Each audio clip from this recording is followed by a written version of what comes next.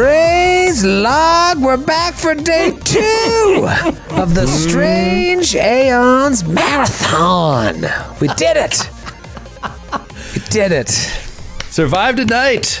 On to night 2. Yes. What a night it was, too. Real humdinger. I think there was some real emotion, a lot of anger from you guys, character death, and little bits of story reveal, and 2 whole combats in 4 hours. It's everything. We're so slow. It's everything you'd expect from us. I have a feeling we're going to get through a little bit more tonight, but maybe we won't. Maybe we won't. I don't know. I really feel confident that at the end of tomorrow's session, we will finish book 1 of Strange Aeons. But a lot is going to depend on what happens tonight. Are you guys excited? Let me ask you this. I know you're excited. Do you feel better? Because there were a lot of what's the word I'm looking for? There was a lot of vitriol last night, a lot of tense action from that ghoul fight that resulted. Spoiler alert! If you're watching, I'm assuming you watched last night. If you didn't, sorry. Mrs. O'Lady's dead. She is permanently dead, and it was almost Aldo that bit it, but instead it was Mrs. Oh, so I'm going to start with you, Matthew. Matthew, are you upset? Are you over it? Talk to me. Well, how are you feeling? I'm feeling okay. I mean, it's sad to see her go. You love Mrs. O'Lady. She was fun to play. And when people were sending us inordinate amounts of shots, that didn't happen last night. She was still fun. I discovered. I mean, is it Joe's fault? Who can say? But, who's to say? Besides everyone watching, is it my fault? I mean, do we need? Why even? Well, she's dead. Do you regret? I mean, listen, no one likes to live with regrets, but do you regret not doing the full withdraw now, or do you really stand by that? Like her doing that meant death sentence for Aldo. I mean, metagaming. I can see. If I had I see how it totally would have worked out if I had done the full withdraw. In fact, I knew it would work out even before Joe told me how to play my character. But I don't accept that either. I couldn't justify it without metagaming that she would just run away after she had brazenly barreled into the room to distract them from Aldo. I mean, she doesn't know about the action economy. She knows what ghouls do, but it's not like she's like, well, if I move this far away, then they won't have the distance to close. So I was like, yeah, I liked it. I was like, let's just roll with it. Let's see what happens. Let's play a little. I knew I would have the fortitude save if you did the coup de grace, so I was leaving it in the dice. I mean, bold as F. The minute you that ghoul clogged the door without hesitation, you tried to move through an enemy space. You had a very small percentage of it happening without provoking, and you made it through. You rolled like an 18 or something, and you needed to get either an 18, 19, or 20. Obviously, you provoked from the guy above, but you got into the room, and that evidently, now we can say it saved Aldo's life. I mean, the wall of ice did too. The wall of ice was great. Skid, you were a fortitude save away from permadeath, and we saw a good Skid anger really come out. We hadn't seen that in a while. Are you feeling better today now that he survived? Yeah, I was feeling better. I was very angry. I just wanted to get this goddamn scene that I've been working on out and have it still be relevant. Which it could still not happen. It could still not happen. It's true. It's true. But I was also upset about Mrs. O'Lady dying. I was very sad about that because I love Mrs. O'Lady. But then after we wrapped, I was reminded what Matthew's backup character is, and then I was not upset anymore. Yeah. Well, that's the good thing about any of our characters dying. It's always exciting to see what comes next. Joe, you were pretty fired up from the middle of the show on. we were giving it to you pretty hard for obviously being the reason Mrs. O'Lady died. And some other stuff, just classic O'Brien stuff, some natural ones when you want some hits to come through, some save or suck spells that I just happen to roll natty 17s on. How are you feeling today? Still, you got your eyeliner and your rouge. You look like you might have some foundation on. You're looking smart. Thanks, buddy. How could you be mad with a face like that? I'm feeling good. I woke up still angry, but a lot like Skid. I did, I was going back and forth. What I was so angry about was how foolish Matthew was. And then the entire, explanation being like he didn't want a metagame. Have you ever heard of a tactical withdrawal? That's not running away. It's called a tactical withdrawal. Draw the enemy to you. Anyway. And then I did exactly that. Yeah, but not enough. You half-assed it. And then I remembered a little jammed in lift ride. Remember lift rides? A little jammed in lift ride to the Miracle Theater in D.C., where we heard all about Matthew's backup character. Because at that point, Mrs. O'Lady was, low percentage chance to live, hanging by the night from there, car. And I was like, I was building it in the car. Yeah, he was building it in the car, going over what it was going to be, and I didn't know about it till last night either. So this morning I was just like, wait a minute, this is the best possible result to get this character out. So yeah, I'm very excited. And all in all, I had an absolutely great time, and it got me kind of scared, like how much fun I had, because I was kind of like, we should do this more often, like play the same game multiple nights in a row, so we're not like, what happened last time? But you know what I mean? Just like keep going with the same game because I'm in the zone right now. Totally in the zone. Yeah, it certainly is fun. Like I feel in it. Even as I sat down to do more prep today, I was like, I think I kind of know where we're at now. I know this story. I've prepped this for months. I know what happens next. I'm excited to see it all come out. Grant, you weren't really angry at all last night.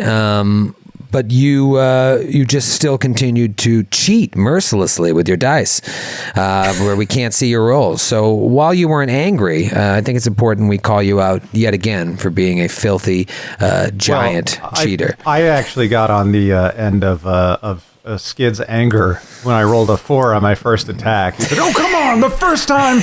And it was pretty funny. But every roll, it was the worst stretch of your rolls ever at the worst possible time for me. And that was his first actual natty 16, and he was like, "Oh man, I got to make it look good." 4. We talked about a lot how I'm not trusted, which is slanderous lies. But I've introduced new technology. These are not tied to Patreon goals at all. This is just what Grant Berger, one day Chief Technical Officer of the GCP, brings to the table. Gentlemen, pay attention to the stream now. I introduced to you the Grant-I theft system. It is trademarked. Wow. You can see right here. I'll make a roll real quick. A 19 on the die. Look at that, gentlemen. Amazing. Wow. That is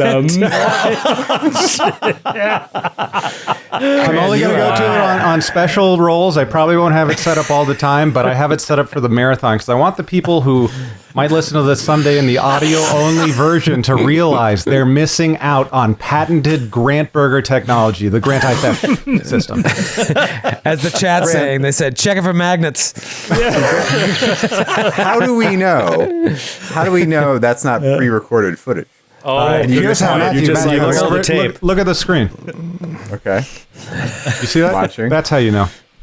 Is he giving you the business? He's giving me the finger. Wow, we've always talked about having this, like, Texas Hold'em, seeing the dice cam. Yeah, I love it, Grant. I love it. That's fantastic. That's great. We'll certainly call on that for Life or Death's rolls tonight. All right. I'm still not convinced he doesn't have, like, 16, 17, 18, 19, 20 queued up, just ready to go. And then he was like, Matthew's probably going to give me shit about this. Let me also record me just giving him the finger. Do you need me to hold like an LCD of the current time and headlines from CNN? I need a newspaper. Yeah. He's got like the paper. It says, Hurricane Sandy rages through New York. Damn it, Berger! Well, no, that is fantastic, Grant, and now I want one. Not for me, just for the rest of you. Well, I mean, this is going to be great tonight. Obviously, we had a hell of a sesh. We are nearing the end of this story, but this weekend isn't just about Strange Aeons. It's about all the exciting things happening in the Glass Cannon Network, the return of some of your favorite shows, and all these new Patreon goals that we have. Obviously, last night we mentioned Glass Cannon. We're getting back in the studio next month, sometime in September, to start recording Glass Cannon in person again, stockpiling episodes so that we can start releasing them in November. And likewise, with Androids and Aliens, we're going to be doing remote shows that are going to be every Friday. Instead of doing every other Friday for 3 hours, we're going to do every Friday for about 90 minutes a pop. And those are going to come back on Twitch in November as well. So get excited for November. It's going to be a fun time over the holidays when people stop listening to podcasts to bring back some of our big content. But there are other shows in the network that we didn't talk about. So I think we should talk about those shows. Obviously, one of the big shows of the quarantine has been Legacy of the Ancients. We didn't want to record Raiders of the Lost Continent remotely. We didn't want to record any of our shows remotely. We didn't know what the technology was going to be like. And honestly, I think it's only been about a week and a half until we feel like really comfortable with our remote setup. Wouldn't you agree? We've switched to this new system that Grant's using that's phenomenal. I think we're almost at a point where we're like, we're at as good as it's going to get without buying 19 computers and putting them in a room with a producer somewhere with like 10 FiOS modems. So at the time, we were like, why don't we just start a new show? People want to see us have Skid run Rise of the Rune Lords. This is a great time to do it, and let's see what happens. So Raiders of the Lost Continent, like our other shows, kind of took a hiatus. So the plan is, and this is something that we really wanted Skid to, like, what excites Skid? Because Skid's the one running these games. And so we were tossing around ideas, and we're like, what if we just rotate back and forth? We'll finish a book of Legacy of the Ancients, our Rise of the Rune Lord show, and then get back into Raiders, finish this book that we're in, which I couldn't even tell you where we are in the book because we've been off book for about 15 episodes, and then maybe do the next book and then come back with Legacy, but just kind of rotate. And Skid, you were really into this idea because it allows you to like stay fresh, right? Yeah, I'm super excited about that. Just the different kind of seasons almost. Just because I want to keep doing both. But yeah. It just would be impossible to do them concurrently. So I think it's a great solution. Yeah, I'm excited about it, and I'm really excited as much as I'm enjoying Legacy to get back recording Raiders. So even though I couldn't even tell you where we are in Raiders, we just leveled up after 17 episodes. Yeah. But I feel like now we're back in the zone with back on track with the story. So once we finish season 1, book 1 of Rise of the Rune Lords, next week you'll start getting Raiders of the Lost Continent. So every Friday, you're going to hear Skid running a game. That's really the most important part.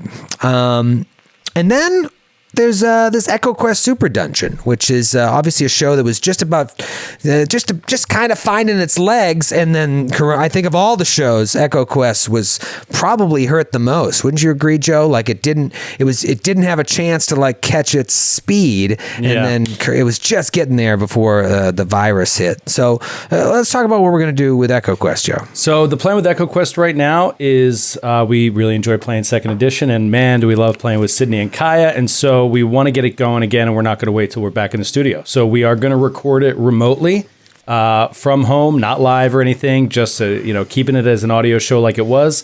And Kaya and Sydney have gotten up to speed on tech, audio-wise and everything, because luckily, outside of us, they have a lot going on, and the world is changing. Everybody's got to have this, if you're an entertainer, all this equipment from home. So their stuff is looking up to snuff and really good, and so we're excited to get back to recording that. And so the plan as of right now is to finish out the second level where we are right now and then take a break.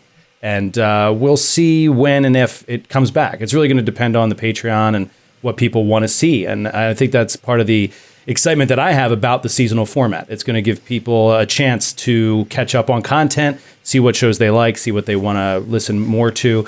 And so right now, instead of bogging ourselves down, we want to focus on getting out Glass Cannon, getting out Androids, and maintaining a steady pace of Legacy of the Ancients and hopefully New Game Who Dis. And so with all those considerations, we're going to record Echo Quest to kind of wrap up a season, as it were, and then we'll put it on hiatus until such time as we bring it back. Yeah, that's pretty exciting. Obviously we need to be playing more 2E. We enjoy it, but we only get to play it in like short bursts. So it'll be fun to at least finish out this second level, and then the future will decide for itself about what happens with more Echo Quest. These are some of the meetings that we've had over quarantine, has been that focus of thinking more like a network and really looking at a slate of shows and saying, hey, what things can be seasonal? What things can be, hey, listen to this for a while, instead of every show having to be every week. And we never liked doing every other week. So it's like, why don't we just do a burst and an episode by a series, and then we'll take a break. And then when people are hungry for it again, we'll, release a whole bunch of episodes. That model seems to have worked for a lot of different shows for a long time. And so we want to take our shot at it and let the audience decide what they want to hear. And that's what we want to focus on. Yeah, and like that, some shows may get canceled. Like if there's more excitement for other stuff we're doing, like Delta Green, if there's like everyone wants Delta Green and we keep putting out a show that like is kind of getting a warm reception, well, it just, for business, we got to do the show that people want. And that's going to be tough. Like what if people are like, you know what, I don't really want to listen to Glass Cannon anymore. I'll be like, well, too bad. That one's never getting canceled. But beyond that. That's my show. My shows don't get canceled. Everything else is on the table. Last couple things, and then we'll jump into the show, which I'm very excited about tonight. Terrified of tomorrow night. Excited about tonight. Obviously, we released a bunch of new goals. We hit one of the new goals during the stream last night, the $70,000 goal, the GCN Employee Lounge movie night. We should just call it Skid Movie Night because from now on, every once in a while, Skid is going to be hosting a movie night. I mean, everybody's going to be there from time to time, just watching movies, MST3K style, in the Glass Cannon Network Employee Lounge. The next one that we could hit very well tonight, 71,000, is Cannon Fodder moving to Twitch as a live show and having the audio released to our new $10 premium audio subscription tier. So that's very exciting. And then you can see the rest of our goals. They're all on Patreon for you guys to see. And then, Joe, the annual plans. People were popping and locking all night long, jumping to the annual plan. Yeah, this has been fantastic. Hundreds of you have already come out and upgraded to annual plans, which is such a huge boon for us. It just means a resurgence of cash flow in 2020 that we can get to help recoup from the loss of the live shows. And so getting that money earlier for us is important. And for this weekend only, you get it at a discount of 5% if you go up to an annual plan this weekend. So try it out. Think about it. Look at it. I linked to a Patreon help article in our post on Patreon about it. And so you could read a little bit more about the details, what it entails, what happens if you want to change your pledge, all that kind of stuff. It's got all the finer points covered. And if you decide to do it, it's going to be a huge help to us. And like I said, hundreds and hundreds of people have done it already. And it makes me very, very excited for the fall this year. I'm feeling so much better. I was very stressed. So thank you guys so much. It pays for itself after a while. Yes. Now, when we went off the air last night, Grant, you were saying that you were getting some messages, because Grant's very plugged into the community, that people wanted to upgrade. What was it again from the T-shirt tier? Yeah, there was a T-shirt tier. I got a message from a couple people. Let me get into the old Glass Cannon Live, my mentions. Yeah, they were having trouble. They weren't able to move up to another tier outside of... There weren't slots open above it. I think Joe had an immediate answer to what the problem was. Yeah, and so we want to address it now because there's a lot of people who are $25 subscribers that are excited to not only move to annual, but want to move up, because moving up is really what's going to help us reach those goals as well as new subscribers. But the problem is that only tiers above 25 are 50 and 100, which are sold out, and then 500, which is for the few angels we have in the outfield. So, Joe, just talk very briefly about why we can't open up any more 50 and 100 right now. Because the rewards are not fulfillable beyond what is already up there. And so we're not going to add more slates and add more spots to that and then scramble to actually fulfill them, because all of those rewards at 50 and 100 involve us personally hanging out with you guys. And so there's only so much time we have to do that. And so we had to cap it to keep it smart. But that doesn't mean that you can't. If you want to kind of help chip away at those milestone goals, you can be at the $25 tier and donate $30 or subscribe at $35. You know what I mean? Like, you have that option. So looking at that, you don't have to go up a tier to quote unquote increase your pledge. You can increase your pledge to whatever you want and stay at the $25 tier. Now, I know that there's demand to get more slots in the $100, $50 tier. We just can't do it right now. The thing is, stuff's going to change. We're getting a huge influx of cash right now.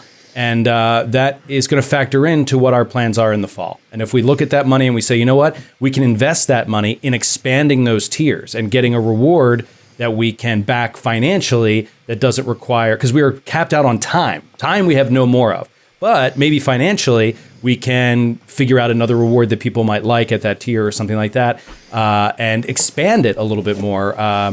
Yeah. So anyway, the options are open. With every annual subscription we get this weekend, it just gives us the freedom to do a lot more. And so it's a great problem to have, to be honest. Thank you so much for wanting to move up. I'm sorry that we're unable to fulfill that quantity of spots, those rewards. But if we can figure out a way to make it happen, we will. So we can finally get that glass cannon yacht. That line item was for Yacht Rock, Troy, not a full yacht. Just so we can listen to Yacht Rock. Yeah, that was all that was.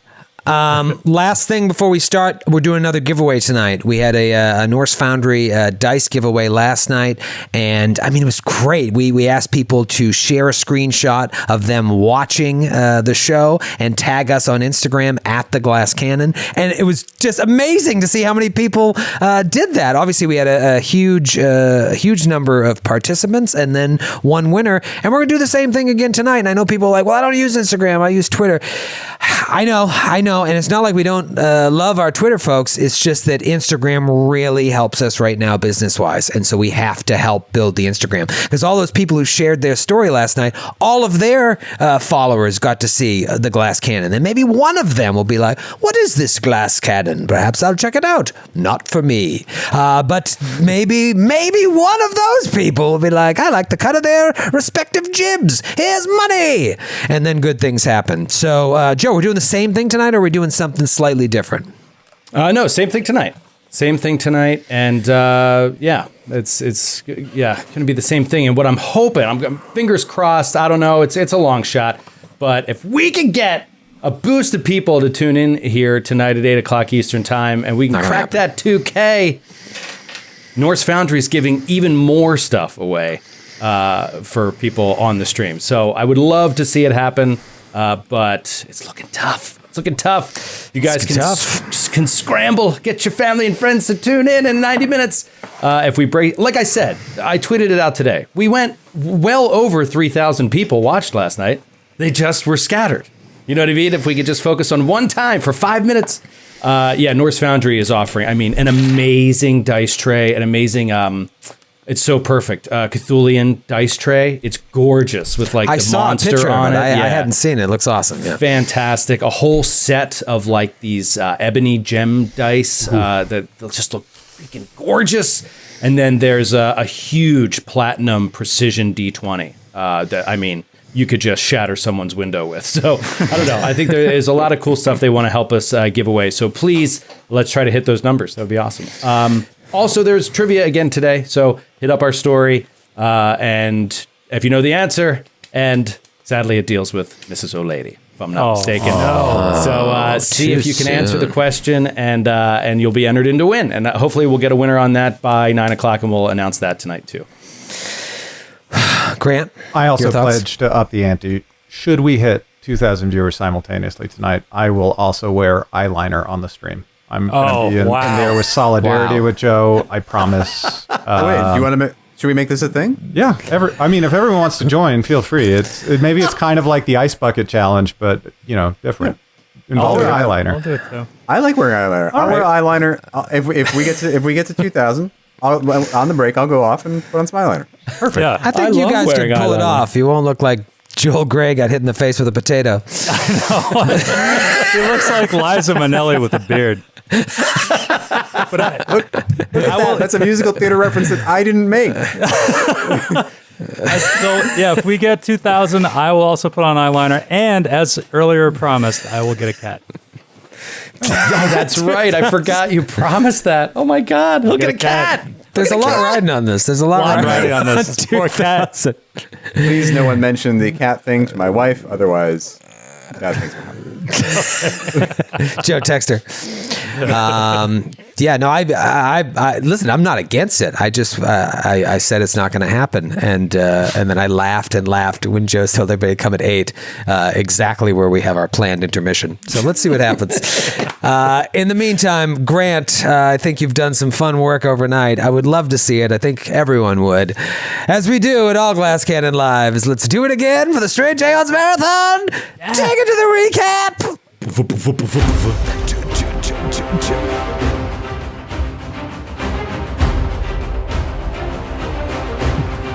I want to hear it. Look at that logo.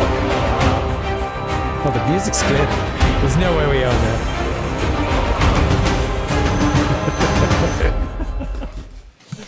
Awesome. Amazing. I mean, it's 100% getting flagged for copyright, right? Yeah. Yeah, you know, the worst thing is it's in the first 25 minutes of the stream, so now the VOD will be just muted for the first half hour. It's the service that provides the licenses. Don't worry about it, Joe. Hey, fingers crossed. It was gorgeous, though. It was gorgeous. It's worth it. Worth losing all that revenue.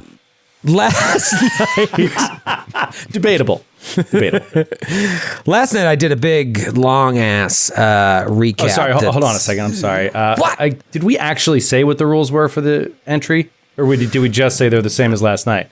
Did you say I what they mentioned were? it sort of briefly. Take a picture of yourself of the stream. A screenshot of the stream and post it on your story and tag us at the Glass Cannon. That's all you got to do. And we have somebody tracking all these and then picking randomly. Yeah, we'll pick a winner at 9 o'clock-ish. So Thank you. Get it in Troy, before then. take it to the recap. I've already lost my my Steam for it, so I'm just going to skip it. Okay. We don't really if you need watch it. the stream, you know what happened. No, but I was saying that yesterday I did a long recap that kind of took us through the whole story, and I think it was enlightening to a lot of people here at the table because we haven't really thought of the story as broad as that. Even though I always do a recap in the live shows, there was a lot of information there that you may have forgot about, both the viewers and the players. A lot has happened. And then, of course, last night, over the course of 4 hours, even more happened. You started off in this room that looks like it used to be maybe an old group therapy room or something that had been transformed into a room of torture cages. There were bodies, dead bodies in these cages and ghouls in there. This is what it was like in Boston. You came in, you fought these ghouls, you defeated them. There was one survivor that you kind of nursed back to health and brought to. Meanwhile, there was a box that was shaking. You lift it up and you see that the ghouls, not only were they torturing and killing humans, they were torturing this beautiful little corgi. So as you're like, hey, get over here, you want a milk bone? The guy was like, the corgi is not what it seems. And then last night we started off with it transforming into a creature known as an acepial, a Sakio acepial. Again, I might be mispronouncing it, I don't care. That was like a worm-like body with a small canine torso and a face full of gross veins sticking out of its mouth. This thing just proceeded to climb onto your square, wrap around your body, mirror image, grapple, bite. It was ugly, but you were able, with some friendly fire from Aldo's bombs and some choice hits from Halster, to take it out. It was at the end of that fight, though, you realized, like, we gotta rest up before we continue on. You felt like you were closer to where you needed to be. You saw the rest of the hallways. You saw where the northwest tower may be. So you were like, let's rest up, and then we'll come back fresher. So you go back to the camp. You see Dr. Wren. You try to rest up, and as you sleep, you're all haunted by this same dream where a horse is walking around in yellow mist, and then you chase the horse and you come to it and it turns to you and just vomits a multicolored rainbow with a human face. You wake up, and I think everyone except Atticus survived the dream without taking any repercussions, but Atticus took damage, woke up with a horse bite on his arm, and also wasn't able to rest, wasn't able to get the healing, which wasn't so much a big deal, but wasn't able to get his spells. So you make up a plan. You're going to go back to the chapel to take a rest so you don't have to worry about these nightmares, and then come back and continue your exploration. So that's what you do. And your exploration takes you back to these hallways here on the map. I don't know if you have the map up, Grant, but you see that there's some a hallway going down that kind of ends in a collapsed wall, and then there's doors that lead into a room where the ghouls like knocked the wall over on top of you. Nothing really to see there. You see 3 doors to the south, deeper down the hallway, but you know that's not really where you're heading, so you continue north where you see stairs going up to presumably where Xandalus and his lieutenants are. But your immediate goal is to get to the northwest tower, so you enter the door to the north, where you see 3 ghouls in tattered rags, walking around, sniffing the air, and with their long forked tongues, licking up like they're trying to find something. A collapsed stairwell that still looks possibly climbable, hanging from the eastern wall. So you go in there, and by you, I mean Aldo, before the 3rd ghoul comes and blocks the door and almost kills Aldo. Fight. Mrs. O'Lady dies. Poops all over herself multiple times. And that's where we ended our scene. Now we have a blackout. We hop in the imagination copter, and we see beneath a pale green sky, a battle raging below. There are battalions of knights, all clad in gleaming armor, waging war with a horde of demons. You see snarling horned creatures with 6 arms swing blackened blades at regiments of holy knights. Giants with insectoid heads snap their mandibles at unwitting Templars. Winged beasts swoop down over the fray and pluck knights from their mounts, carrying them up into the pale sky.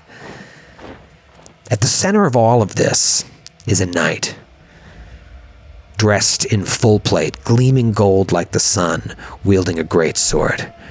She faces off against a tall, slender creature with antlers growing out of its moth-like face. She's young, barely in her 20s, but the crusade has hardened her. The creature's long, snake-like tongue whips out at her face. The knight just manages to crane her neck back to avoid the tongue and brings her greatsword down, slicing through the tongue. The demon issues a harrowing howl of pain, and the knight leaps forward to drive her greatsword through its dark torso. She whirls around, ready to take on her next foe, and surveys the carnage around her. Her fellow crusaders are falling all around her. They are being swarmed by the demon horde. To top it all off, rain has begun to pour down upon all of this. Red, viscous rain that tastes as it runs into the knight's mouth of metal. She spits it out in disgust. "Sir Julie!" comes a cry from behind her, and the knight whips around to see a horned demon with the body of a scorpion gore a powerfully built crusader through the shoulder. He screams, "Ah!" Lord Commander! The knight screams, and she cuts a path to him. The scorpion demon scuttles away to face off against 3 other Templars.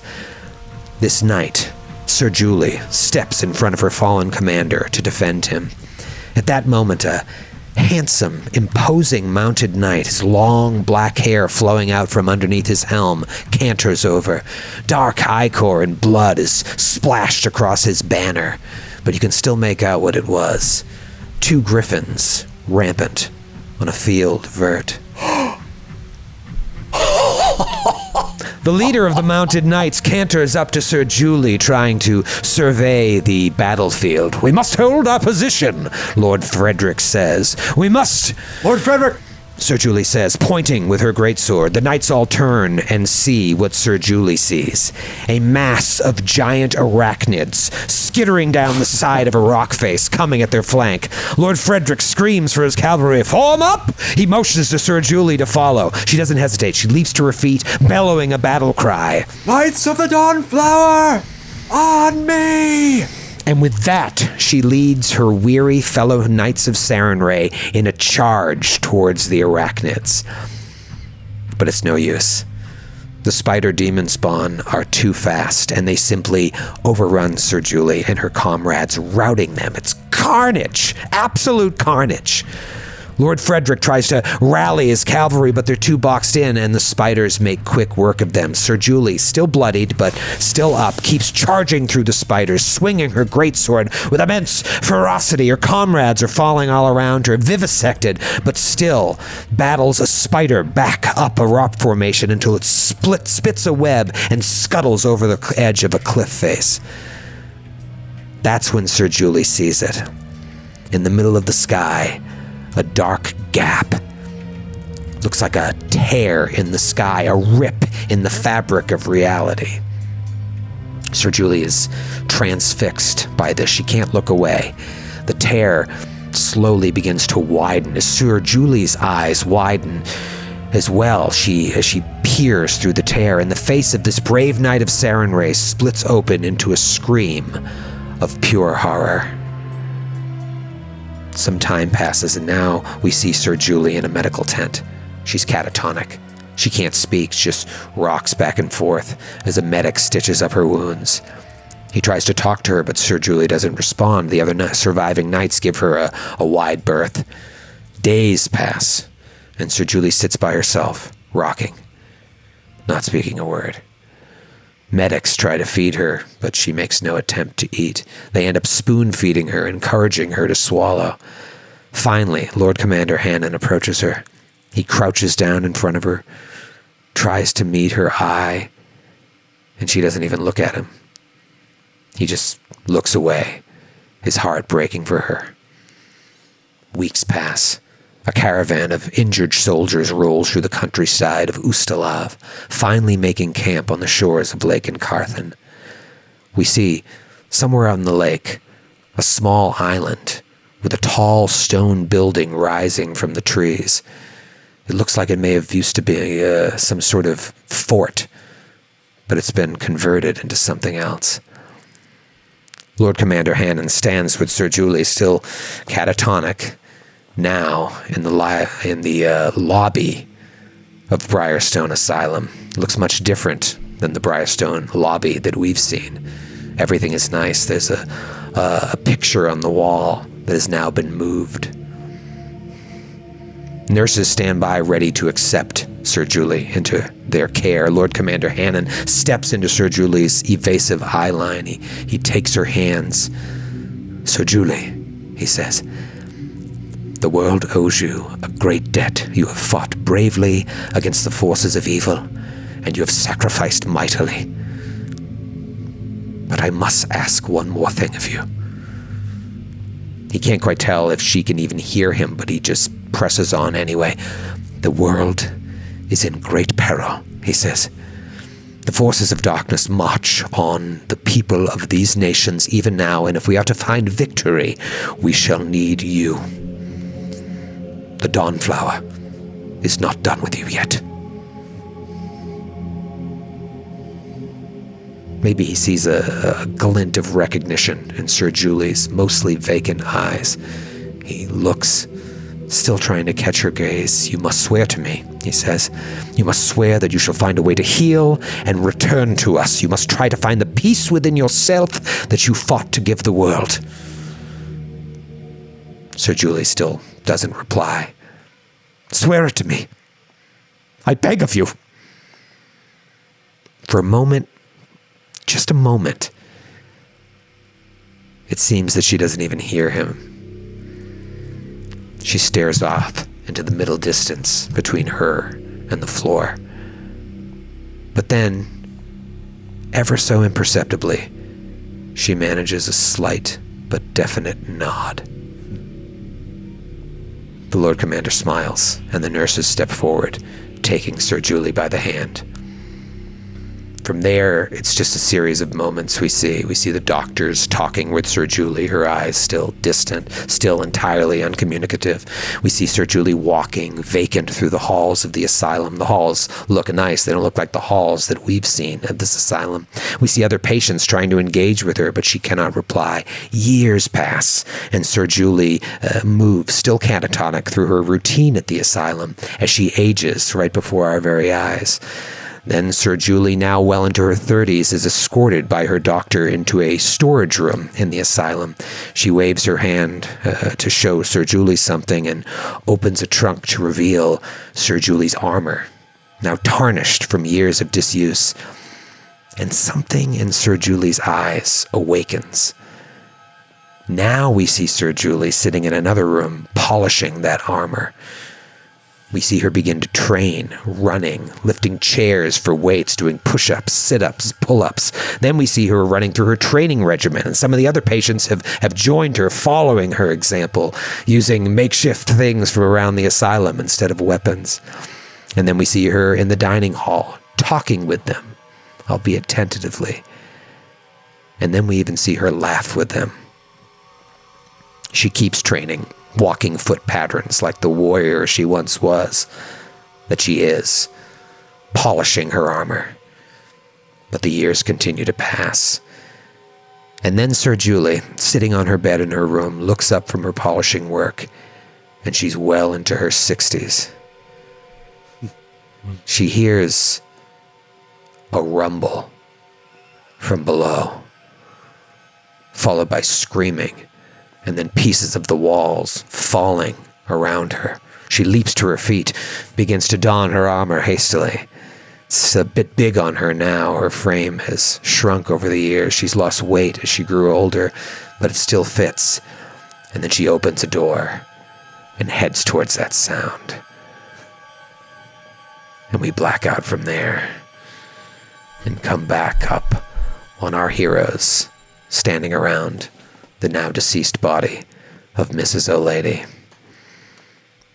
You know there is still work to be done here, to remove the mist from this island, to face Xandalus and find a way out of here.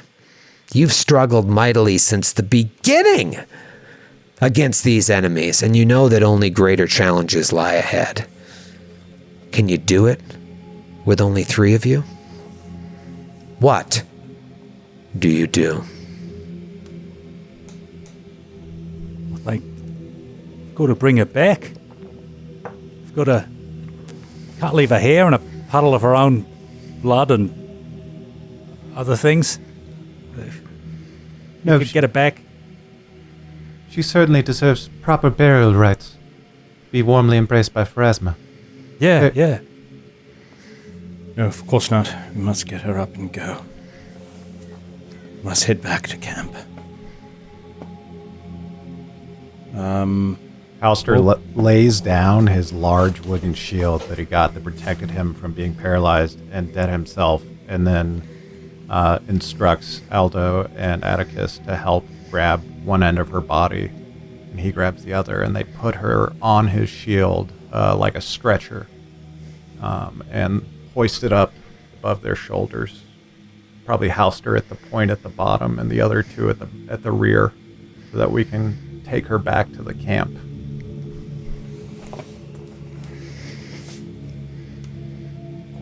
And we'll search her body for valuables.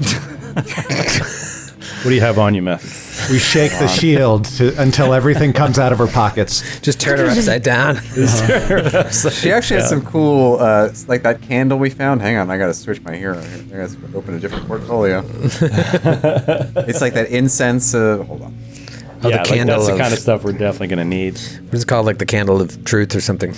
Candle of spirit protection, and incense of open thoughts. Cool.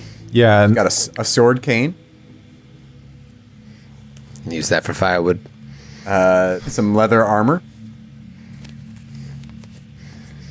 A scroll. Oh, how about this? Don't worry about that. What? Never mind.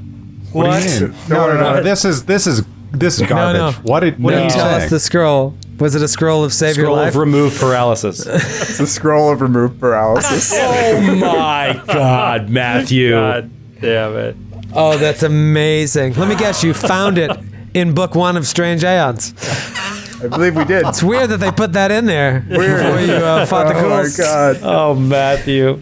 I don't know Did I if even anything cast that? better I is don't going to even happen know. tonight than that moment. I don't know if I could have even cast that. I might just put it on my sheet. I'm gonna look it up. I think it's a cleric spell, so I think it's divine.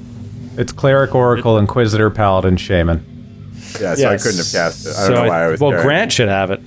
It doesn't. Well, it's not listed. They under might my not have class. updated it for War Priest, but you should Yeah. be able to cast that. Yeah, it's divine. I'm sure you could cast it. That's has a set of- amazing. She That's has a set of thieves' amazing. tools and a magnifying glass and an amulet of natural armor +1 that's already spoken for. Ooh. Okay. Well, did you spend all of your starting gold with your character? Because Maybe. if so, it is not spoken for. Your new character will spend have all to my roll for starting it. Okay. All right, so roll off for the amulet of natural armor. Let's do it. That's cold. Right, I'm rolling for it too. Bullshit. Just wait to deal with that. Just wait. Just show a little respect until you're a full compliment again. We don't know if we'll survive the walk back to camp, Matthew. I'm not going to not wear an amulet of natural armor +1. You guys are the worst. That +1 might be Well, the I just don't difference want to between living and metagame, dying. Matthew. I just want to think about how the character would think in the moment. I have to say, Grant cut away from that dice tray pretty quickly, didn't he? Yeah, you saw the 4, and that's it. We'll linger on the successes. We will cut away from the failures. Until we get that room with 20 computers, 10 Fios modems, and a producer. That's the game. And if we had that room, by the way, we should quit the Glass Cannon podcast and just start farming bitcoins. That's where the money's at.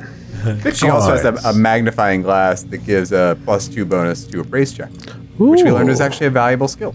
Yeah, and I've got a high appraise, so I'll take that. Okay. Who won the amulet of natural armor? I have not rolled yet. 6. Be me. I guess that's Aldo. I rolled a 13 if I get to play. No way.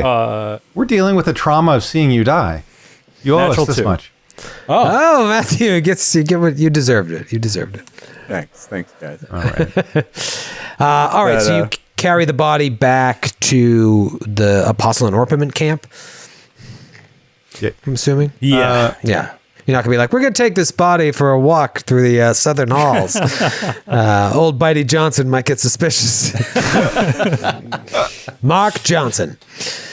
All right, Mark. so you carry her ever so gingerly. She's light as a feather. All that power, all that bravery, so light. And you carry her through the halls, obviously being super cautious because there's still unopened doors, there's staircases and all sorts of shit. You want to be careful. And you end up back at the Apostles' camp. You walk in carrying her, and everyone just turns to look at you. And the ones that are particularly crazy are kind of like afraid. They're backing up a little bit as you come in with clearly a dead body. Dr. Wren hears the hubbub, comes out of his tent. Oh, what is this? Is this sacrifice to Xandalus and the Orpiment? Oh, yes. Of course it is. Praise. Wonderful, yes, bring her into my tent, and we shall vivisect her and burn her organs in praise of the Orpiment. All hail Xandalus! All hail Hiles, Andalus. Bring her in here, and you get her in the tent. He's like, what happened? What happened to this woman? She was fine a minute ago. She was killed. She was killed by ghouls. It was terrible. She was killed by ghouls. Yes. It was a truly ghoulish death.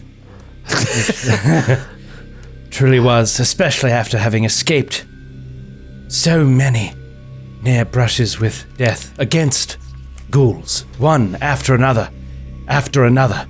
You'd think that there would be no more. No. Creativity of the writer was just that slim. There's only more ghoul encounters after all those near misses. And as the odds fell, we could not stand up to it.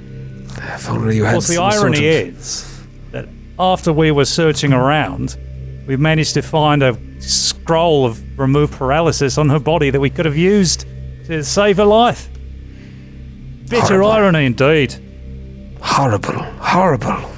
Well, I will, of course, do what you need me to do. I don't need to chop her up and make a big show of it, but they will expect something. It's not every day we have a body brought in here. Perhaps you could find other body parts while you're out there, and we could kind of fake it. But do you have a long-term plan for her? I mean, I had not thought about this. I don't know anyone here. I'm not close to anyone. If someone I knew were to die, I don't know at this point. If we ever get out of here, does she have family? Do you know anything about her? Well, we have a file on her that I have not thoroughly examined. Perhaps there could be some answers in there, but no, she did not speak to... she did not speak of herself at length. None of us have. Our memories are a bit foggy, as it were, so we'll have to do the research ourselves, but I'm afraid that is not our primary concern at this point. It's a problem we will have once we get out of this horrid place. I think she deserves to be buried in her homeland. She deserves to be buried with the four bears if we can figure out who they are, or were. So, just want to hold on to her until such time as we can get her back to where she really should be interred. Yes, do you know anyone here that could perhaps cast a gentle repose or something of that nature? I do not. We would need some sort of cleric or shaman. Actually, could I do some kind of mundane sort of mummification techniques? Use some kind of craft alchemy to kind of preserve her body through mundane means. Yeah, a little bit. yeah. Like Roll. Just don't roll poorly. We'd hate to see this go foul. 20. 20. Okay, yeah. So you're able to. It doesn't have the magical powers of a gentle repose, but you're able to sort of get in there and fix Embalm her her up. Yeah. And he promises. He's like, I'll do what I can to make sure nobody does anything to her, and hopefully we'll get out of here, and she can at least be returned to her kin. I don't know what the next world looks like. No better than you do. But if there is one, this woman deserves to go home. She gave her life to try and save us all. Sorry, I'm getting emotional. I'll be honest, I'm thinking about using this for a future character of mine, and I was just really feeling it. Well, anyways, I'll watch over the old bag. One could only hope that the spirits are not hewed into this place like we are by the yellow fog, that hers could fly free to the next world. But we will see. We will see one way or another. Worst comes to worst, we'll just throw her off the edge of the island and she can sink to the bottom of the sea. Anyways, what will you do now? We need more help. Yes, is there anyone here that you haven't told us about, perhaps in an effort to hide their sanity as well? Because we could use someone of fighting stature. Don't know if there is anyone else here, to your knowledge. I mean, most of the people here are either followers of Xandalus or insane themselves. There are some of the doctors here that are on our side, as it were, but I don't think they possess the particular skill set that you need. There is an older woman who I believe was a long-term patient here. I don't know what her level of sanity is, shall we say, but she appears to have at one point been some sort of warrior. Either that or that's her particular craze. She thinks she is. She is wearing a full plate of armor, and she goes around practicing from time to time. Practicing? Yes, but I know from asking some of the doctors who I've become friends with that she is not in her right mind. Well, none of us are in our right mind. That is certainly not a mark against one who is armed and trained, or at least training, as far as I know. The only downside, yeah, it is a place to start if there are no other options. Of course, I'd much rather speak to a few people before moving forward, because after all, I mean, we've already went down the road with one old lady. We saw what happened there. I don't know that an old woman is the answer. Who else do you have? There's a gentleman who was an orderly here, and he looks like he could handle himself in a fight. Him, yes. Let's speak with him. All right. Give me several minutes to develop a new character. Matthew, what does this guy look like? He is tall. Wouldn't that be amazing if you went into a whole other pitch of a character? That's my favorite thing about introducing new characters. If the current party is just like, no. No, we don't want this character. Who else do you have? Well, if you guys, if anybody remembers the introduction of Grant's new character, that's in Androids and Aliens. That was one of my all-time favorites. Yeah, that was great. Because I thought the first one was such a great misdirection, and I was like, of course this is Grant, and like, it kept. I was like, hey, wait, why is Troy still doing the voice of this character? And it totally blindsided us. That was great. So yeah, he brings the orderly in, and you talk to him for a couple minutes, and it doesn't seem like horrible halitosis. Yeah, he's got bad breath and bad hygiene, and it's pretty clear he's like a big guy. He's like big, a level 8 monk, but he has terrible breath. And we're like, you know what, man? Best of luck in your future adventures. Joe's like, monk? What else He's you got? level 1 expert. One expert, one brawler. And but he just you need something better than that going forward. You would think that multi-classing in expert would be a good thing. Why doesn't more people do it? Why doesn't bad? It's a very bad thing. More people? Why doesn't more Troy's subject verb agreement? Why doesn't more people do it? All right. Anyways, let me introduce you to the old woman. Yes, I'm afraid he won't work. Let's speak with the old lady. All right. I'm not, I'll be honest, I'm not particularly friendly with her, but I can point her out to you. She mostly keeps to herself. I don't really engage. She's not asked for my help. I have not given her help. But it is not of any concern. Aldo is quite spectacular at breaking the ice. Are you not, Aldo?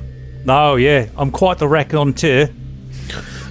All right. Well, she's right over there, and he kind of points outside of the tent towards the northeast corner. She has a little tent to herself, I guess, and you see just like sheets tied to the wall, making a small little tent, and a woman sitting on a stool with her back to you, possibly sharpening a weapon. All right. Hello. So she's, let's go to the map here. I'll show you where she is. She... This is great. She's up way far to the northeast. Right there. All right, let's make our way up there. Surround her. Flank her. Yeah, flank her. We don't know if she's in her right mind. Throw a bomb first. The doctor himself said, oh my god, Mrs. O'Lady came with us. Kill her! No. She's risen! She's risen as a ghoul. Risen as a ghoul. This is what'll happen to you if you don't agree with us. Sir Julie. Sir Julie. Yeah, what do you do? Hello, madam? It's sir.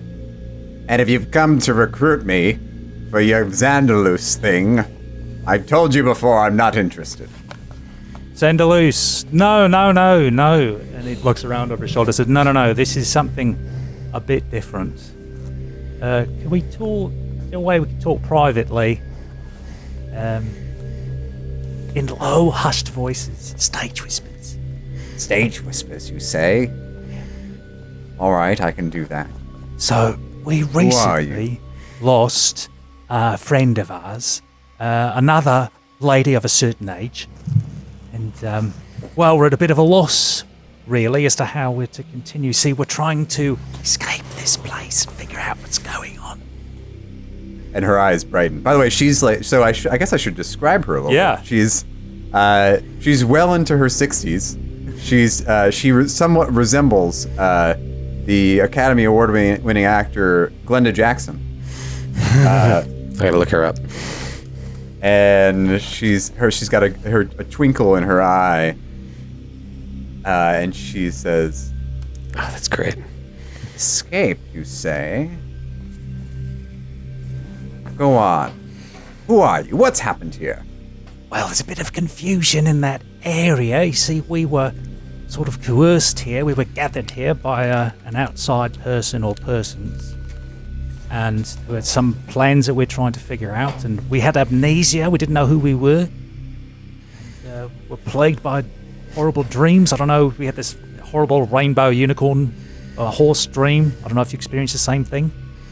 Did you have the horse dream by any chance? It turned and its face resembled Julia Roberts. A long Julia Roberts elongated face, mouth. but with rainbows shooting out of its mouth. Troy, did I have this dream? You've had several. Every night you go to bed, you have horrible dreams. But you've luckily been able to withstand all of them, and you've never woken up with any bite marks, any claw marks. You do remember a horse dream, but in yours, it was a unicorn. I do remember the rainbow bite part, but my horse was a unicorn. Unicorn? It's preposterous. They don't exist. It's no dream. She's obviously not out of her mind. We can't use her. Listen, I've been here for, many, many years now, and I've seen nothing like this before. Something truly horrible was happening here. Yes, of that you are correct, and I we think have this Xandalus. I think he has something to do with it. Yes, I agree. We agree. We think that's why we're seeking him out. We think he's up in the tower in the northwest corner of the compound. Well, not him, but one of his Well, followers. But he's nearby, and we fear that if we can maybe, I don't know, brace this follower, get him to answer some questions, we might be able to stop these nightmares. So, the knight suddenly rises and just draws her sword, and it's gleaming and polished and in the wet and like perfectly wet stone. She says, "My sword is with you." My name is Sir Julie Andrews. That's Andrews. A-N-D-R-U with an umlaut S. Andrus. Andrews. My order is waiting for me at the World Wound.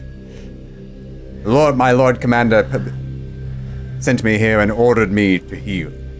And I believe my time has come. Shall we? Yeah. You can tell me everything you know on the way, and we can bypass that roleplay. Great. I like it. Time saving. Yes. How would anyone feel about a short rest before we all started running off into the darkness? Anyone? No, only me. Okay. I'm feeling good. Very good. I'm sure you are, Halster. I'm revivified by the presence of Sir Julie. It's nice to be next to a knight. Oh, how grand. Oh. And he looks Do not up be at... disturbed by my ancient visage. I have been training for this moment for decades. Oh, I'm not. Anyone who puts their body in the line of fire for as long as you have must be skilled indeed to still be alive. Most knights, squires, and otherwise die in their 20s. Impressive. You must be, 42 or so, I'd imagine. Oh, that's very charming. He's a charmer. I like him. Well, if you are up to it, perhaps we should not waste a moment. We should rush this tower before they know that the ghouls are dead. The ghouls are defeated. I am very slim on spells, but happy to move forward if you are. I defer to your wisdom. Right, headed this way. And we'll move forward back to where we were. All right, so you're going to plow ahead here, back into that tower room. I will do a little lift of your characters. Oh, you're going to bring them yourself? Great. All right. Actually, that was just me. I'm the only one who moves my characters during the show. Oh, boy. Oh boy. Wow. What, do you want a medal? So, Julie, you walk in and you just, there's a foul smell of blood and feces overpowering the room, and you see the bodies of 3 dead ghouls. You may know this room. You haven't spent a lot of time here, but you did spend some time just resting here maybe years ago.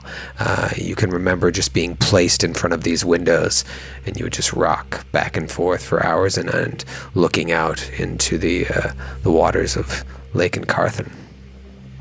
I will admit, my internet fritz for a minute. So did you guys tell me about how you came to the asylum? Because she has been here for years and doesn't recognize you among the patients.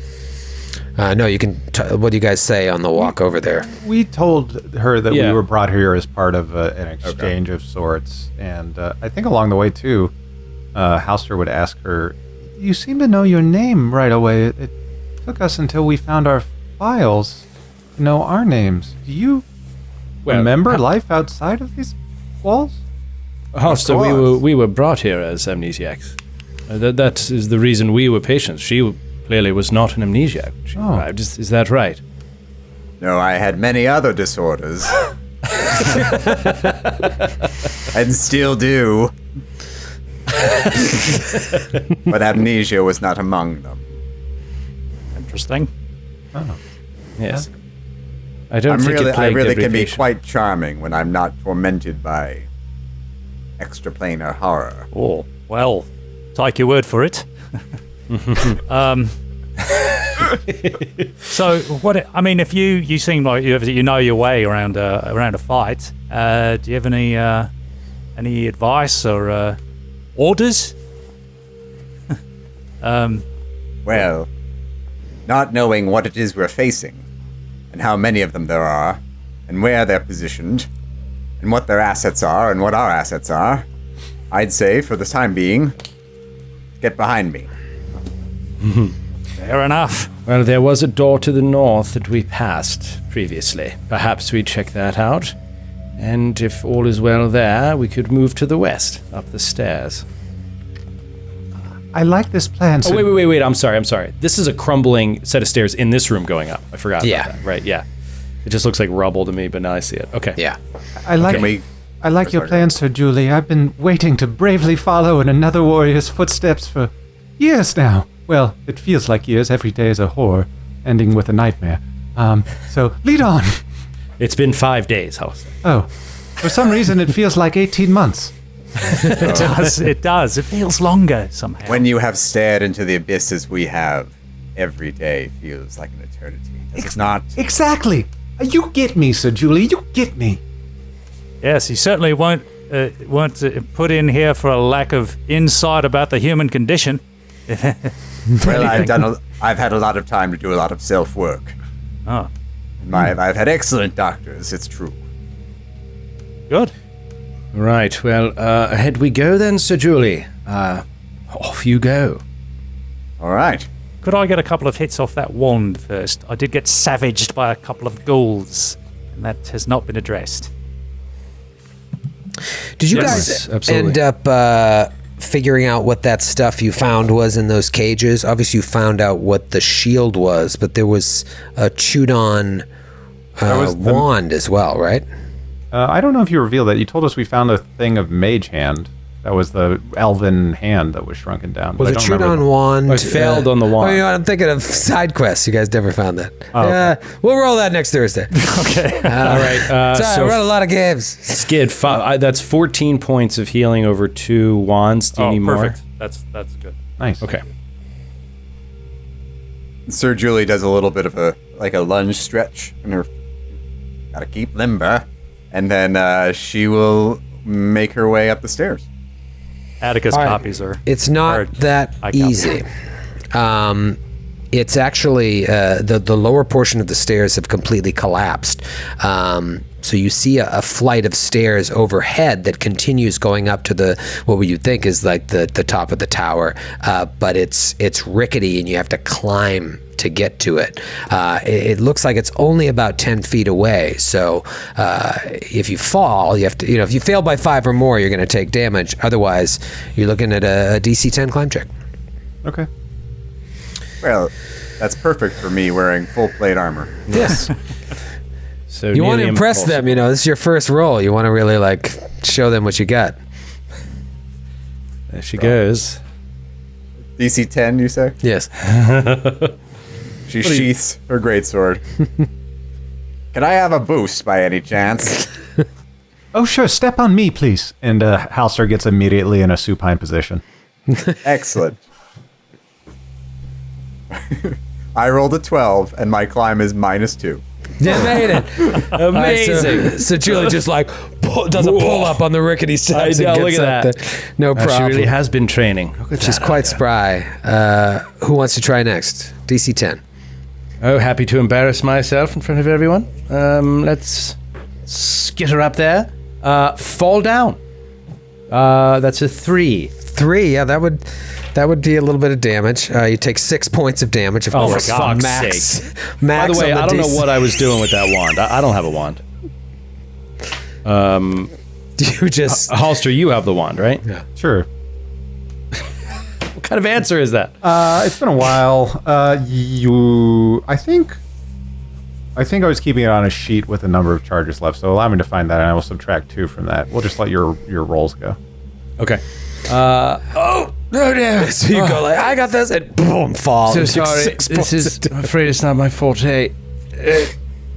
So Julie, you don't happen to have a rope that you could lower down, do you? In fact, they don't let us have ropes in the asylum for reasons that should be obvious. Well, the asylum has been run by the patients for quite some time. She doesn't have shoelaces either. Belts. All right. Can I reach down and help pull him up? Can I aid him in a way? Yes, but 10 feet, so it's going to be tough. Well, if I lay down and then reach my arm down. Yeah, I'll do that. Give him a +2. All right. Another go. Oh, there we go. 15 adjusted. She just Scrambles up. grabs your little He's rat like, he claw, can't believe her strength. It's like, whoa. throws you halfway across the room. Well, Sir Julie, very impressive. You have been training. Aldo? Right. Give me a hand if you like. And I also have a -2 to climb. Yeah, man, we are not a climbing party. I rolled a 6. Okay, no, you don't. We'll say she gave you the +2, so you won't take damage. Okay. You just don't roll lower than that. Oh nope, I rolled a 4. Oh my God. 4 total, or with Yeah. the +2? God. How do they get up to the tower? You just fix the steps, guys. And now you realize that's probably what the ghouls were doing. They smell something up there, but they couldn't figure out a way to get up. They were like licking the air with their forked tongues. You see Aldo's struggling. That 4 with the +2 is a 6, so you still don't take damage. Give him a boost, and we'll try again. Yeah, can I aid the climb check just by being a knee sure. or hands? Okay, so I rolled to aid. I aid. Okay. All right, natty 19. There it is. You get up there.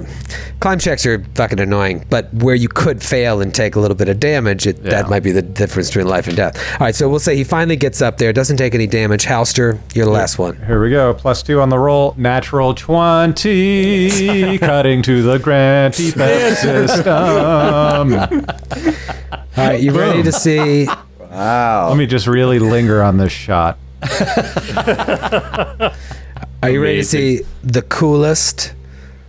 I'm just really proud of this map work that I've done here. Okay? You guys are in that room, and then all of a sudden, look at this.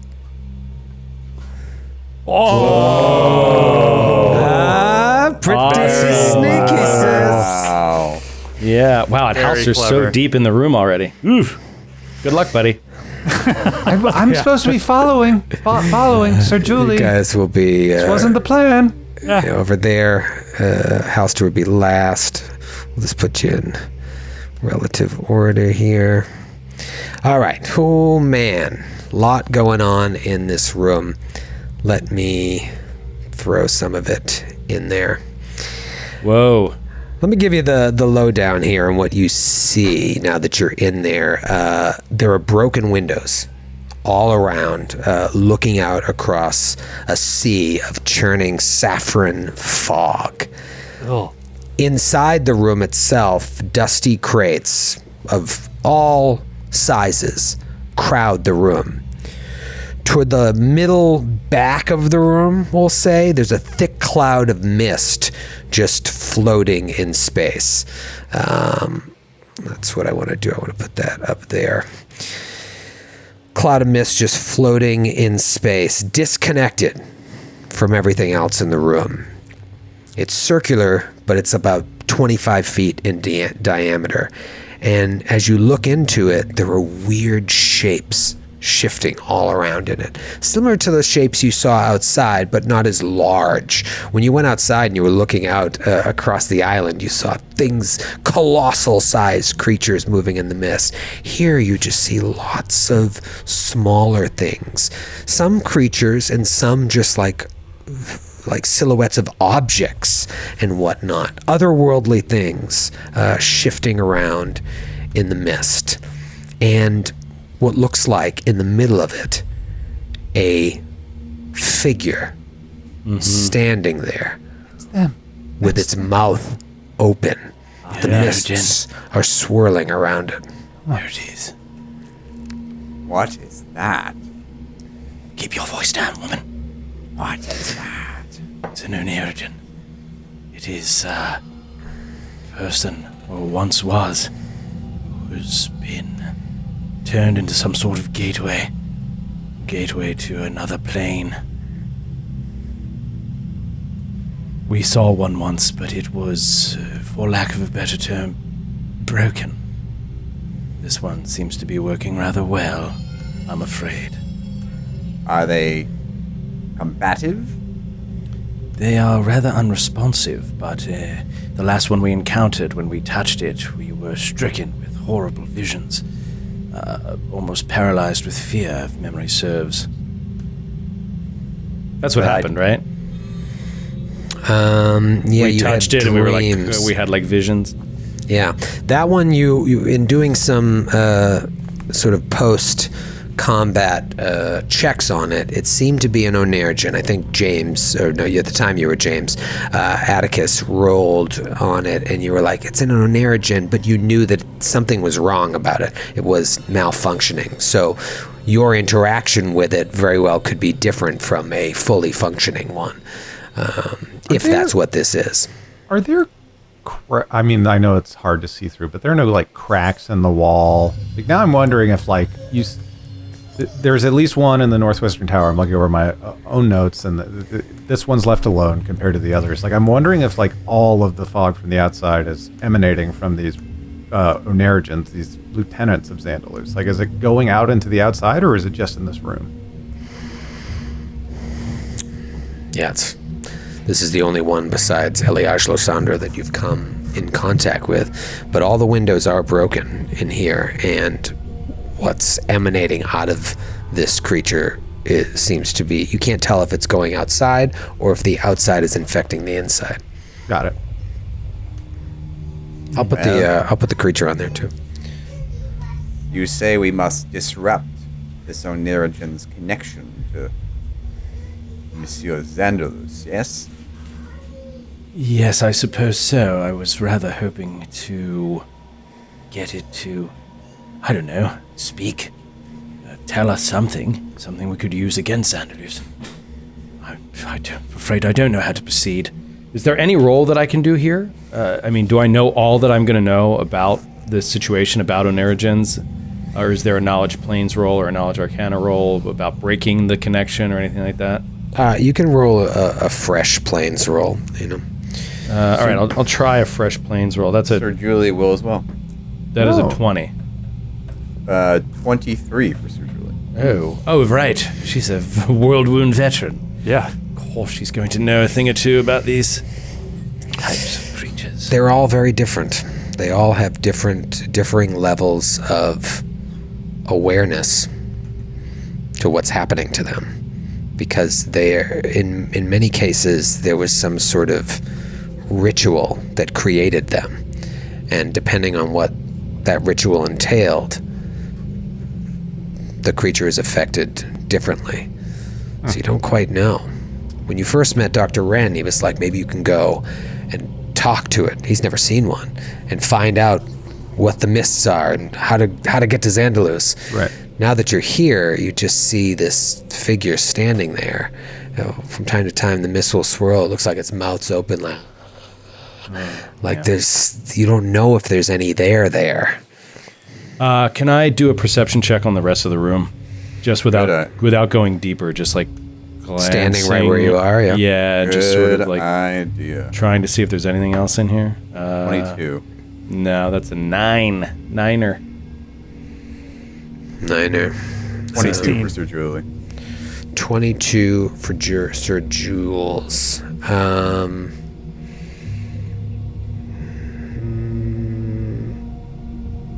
You just see medical equipment laying around that looks very outdated. Like, you're a little bit older, and I don't know what level your faculties are at, but you see stuff that you would just know, like, they don't use that stuff anymore.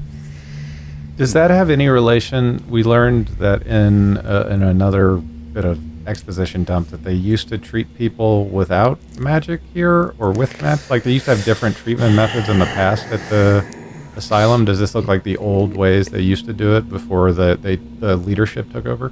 It's possible. You do see strange images on the wall that look like medical charts towards the back of the room, but they're all handwritten, and you can't quite see them for where you are, but they would probably glean more information as well. And honestly, Joe and Matthew, with your knowledge planes, you know that if you had a chance to really examine this creature up close and roll another knowledge planes after, get your tactile feel on it, then you might be able to really figure out what happened here. But from afar, just trying to figure out the basic idea of an Oneirogen, they're also different. Right.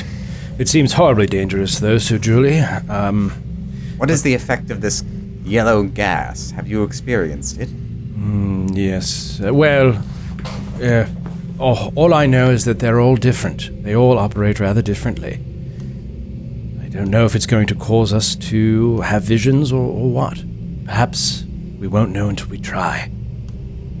Well, as I am immune to fear, follow me. Oh, I'm very jealous. Sir Julie will take a step forward towards the Oneirogen, towards the cloud. Yeah, and Atticus is going to start moving too, but before he does, he's going to do a quick. He's going to turn to Aldo, and just sort of with just a slight twinge of fear in his eyes.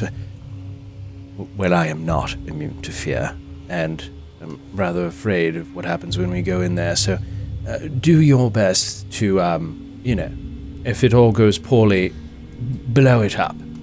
And he reaches out and touches Aldo and casts Fox's Cunning on Aldo, which gives you a +4 enhancement to intelligence.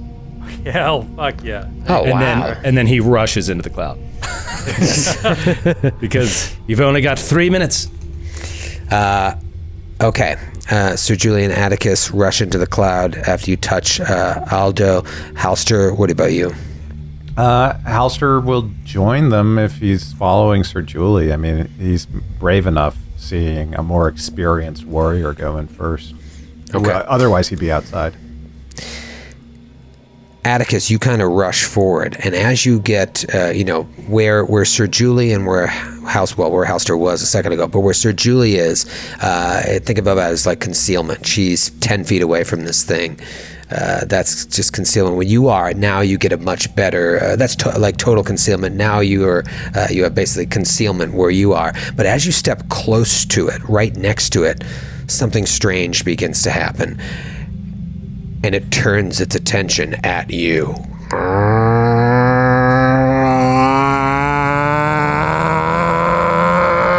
Roll for initiative. Oh no! What's a good sound? Shug off boop de boo. I found my touring kit of die. Of dice that I travel with, and I always keep them separate for the other ones. And it has my old original Jade Regent die because I love bringing it like from city to city. So tonight I'm using that. Remember the Jade Regent minis we would use? We always had that one box of minis that got tossed around. We'd always have the same little pawns. You guys had Hero Forge minis for those characters. We did have Hero Forge. Remember when Hero Forge came out? I think Hero Forge was around for like a week, and we had bought 8 to 10 different minis. Did you get any of the brass ones? Really sink a good $300 into one? We were all poor. That's right. We were all so poor. Had to save up for weeks to buy that one plastic one that broke a week later. They are very fragile. Let's talk Naish before I talk about what's going to happen to Atticus before everything. Atticus, what'd you roll for Naish? I rolled a 19. 19 for Atticus. Mrs. Oh, lady is no longer a part of the party, so I'll add Sir Julie, Joolee. Yes, Sir Julie Andrews. Joolee. What'd you get, bud? 17. 17 for Sir J. Not too shabbaroo. Aldo. Aldo. 23. 23 for Aldo. Excellent. Nice. Halster. 17. 17. Sir Julie or Halster, who's higher? +1 for me. +3 for me. So. Ooh, doggy. Okay. Here's what happens that kicks this all off. As Atticus gets right next to it, it turns its attention, but the mist is so thick right next to it that you start to feel a little faint. Roll a will save. Could I ask a question? Sure. Is this will save?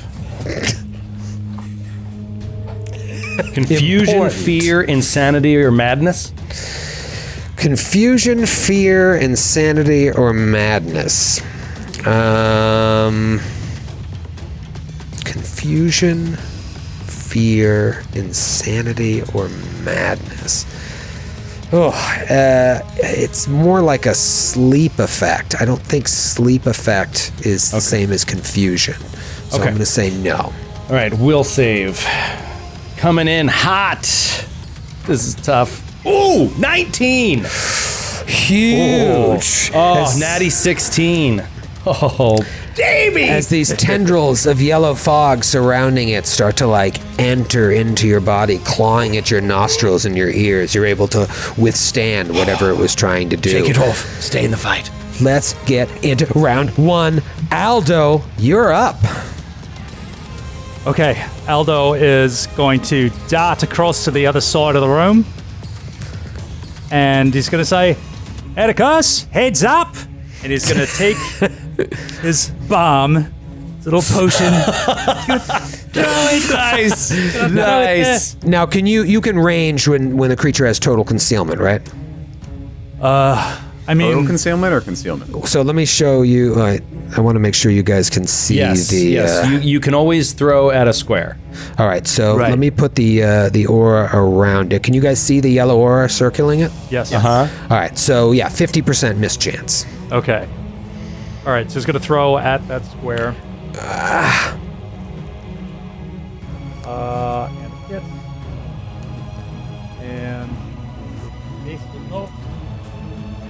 63. 63! Huge, dude. And which square was it again? I'm sorry. It's her square that she's on.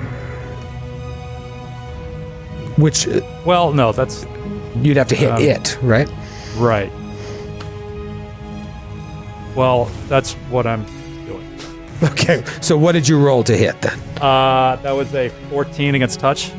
14 against touch, that is a hit, and you pass the concealment. So, yeah, good to go. Atticus, get ready for a reflex save. What is the damage in the meantime? That's 11 points of fire damage. Huge. To the creature. Nice. And you upped that for the enhancement to Yep. intel, right? Oh, Beautiful. But this is also going to hurt me, too, if I don't pass this. Yeah, All your I'll reflexes. too. All right, reflex save, Atticus. 16. Oh, just missed it. Oh. If you had given me Fox's Cunning, you would have made it. That's 9 points of fire damage to you. Oh, dude, I'm almost done. I gotta get out. Well, I fell. From that stupid thing. Yeah. We didn't use the wand as soon as you got up. Well, I wanted to, but I didn't know that we were just like in a room with the thing. Whatever. We could have. Just trying to keep the show moving. Here's something interesting about this. I'm not going to retcon this because I'm reading it now. Creatures farther away have total concealment, and the attacker cannot use sight to locate the target. Very He could have thrown interesting. a bomb into the cloud, though. Right, but May not have hit it he wouldn't be exactly. able to pinpoint his square. So I'm going to let that damage count, but Aldo won't be able to do that again without randomly hoping that it hits on its square. Moving right along, it is Atticus's turn. Atticus, you're right next to this thing. You saved against whatever this mist was that was trying to pull you down into the Dreamlands. What do you want to do? Can I roll another knowledge planes to see if I can get any more information from being this close to it? Sure. I mean, you said that we needed to get closer. Right. I'm just talking about like being able to touch the body, but go for it. Okay. Well, that's a 16. And then... Jeez, man, I don't know. I will just cast mirror image on myself. Okay. Just in case. So How I'll just do many that. Jameses? Or how many Atticuses? I was thinking James. How many Attici? Let's see. Come on, buddy. Attica. 3 Atticuses. 3 more Atticuses. 3 more. 2, 3. There they are. Nice. I like it. Great. Okay, so they all pick up, and you said it's 16. So you're a lot closer now. You know that they are immune to mind-affecting effects. That's something that's common of all of them. Thank God this is a lady's not here. Right. It He is would have been so frustrated. I know. Again, It is surrounded in in something called obscuring fog, which is similar to obscuring mist, but acts a little bit differently. It moves with it. It fills the area 10 feet around it in all directions. 5 feet away, you have concealment, 20% mischance. Farther away, 50% mischance, but they can't be targeted. You can't use sight to locate the target, so you could with scent. The target itself, or the creature itself, is impeded in the same way by the fog. They're not immune to it, but they do have blind fight. So if they fail on attacks, they get that second chance if they fail on the concealment. Make sense? Mm-hmm. And you do know, and you remember from before, that this creature is somehow a planar split. It is torn between the material plane and another plane. You would think that this one is somehow connected to the Dreamlands. Whereas other Onerigens could be like between the material plane and the shadow plane, between the material plane and the plane of death. I don't know what the other planes are, but this one has got to be something to do with the Dreamlands. That is Atticus's turn. It is now Halster's turn. Halster will first reach inside himself and realize there's another warrior present. He doesn't have to be at the front line, so he's going to cast Bless as his standard action. Ooh. Everyone gets a +1 bonus to attack and to hit and damage. Awesome. And then Halster Just to hit. wants to, yes. to hit. Weapon damage too, you're right. Yeah, it's weapon damage as well. So Halster wants to impress Sir Julie at this point, so he runs in, arms blazing, "Have at thee!" And goes immediately next to Atticus in order to be able to heal him next round, actually, in addition to being able to strike this thing if need be next round. Roll a will save. Oh no, Halster, don't go to sleep. I could feel it tingling at the edges of my mind. Let's see the cam. Okay. Oh, God. I'm so nervous right now. Wait, what was that roll? I don't. You rolled 3 times. Natural Troy, is this a 1. fear? oh no. Natural 1. Wait, That's granted is this a theft. fear effect? No.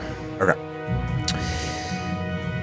Halster walks up into the mist, gets right next to the creature, No. and the mist enters him. And he crumbles to the floor and falls asleep. Could that have happened mid-move, though? Further out in the radius, Troy? This is a real... I'm really lingering on this one for you, Joe. That's just so you can really enjoy that. Yeah, no, it's the second you got right next to it. Oh, Something okay. about Yeah, because it takes that long to breathe. I got you. Yeah. Holy shit! I'll tell you after the fight why you have to be right next to her for that to happen. Got it. But yeah, you crumble to the floor and fall asleep. You can be woken up as a standard act or move. What do you think? Is that a move action to wake somebody up or standard? I'll look it up. I think Okay. that it's, I don't know. I'll look it up. Okay, but you'll also get a new will save every round. Okay. Unless it just decides to do a coup de grace on you. Let's see whose turn it is. It is Sir Julie's turn. All of you rolled higher than the Onerigen. Oh, wow. So, Joe, is it a standard? Did you look up? Standard. It's a Standard okay. action. Sir Julie will nudge Halster with her gleaming foot and say, You charming young man, this is no time to be sleeping. Get up and join us. And she will rouse him. So rise And then... All right, so you're prone but awake. Okay. And then Sir Julie will slide to her left and take a 5-foot step. I'm assuming I will have to roll a will save. Will save. 23. Ooh. 22. 22. Withstand the pain. It is its turn, and it's just the whole time this yellow mist my God. spewing out its mouth, and it just lifts its arms up and is like and goes to slam Halster and Sir Julie. Let's start with Halster. That is going to be a miss with a 15. And let's see what Sir Julie's AC is.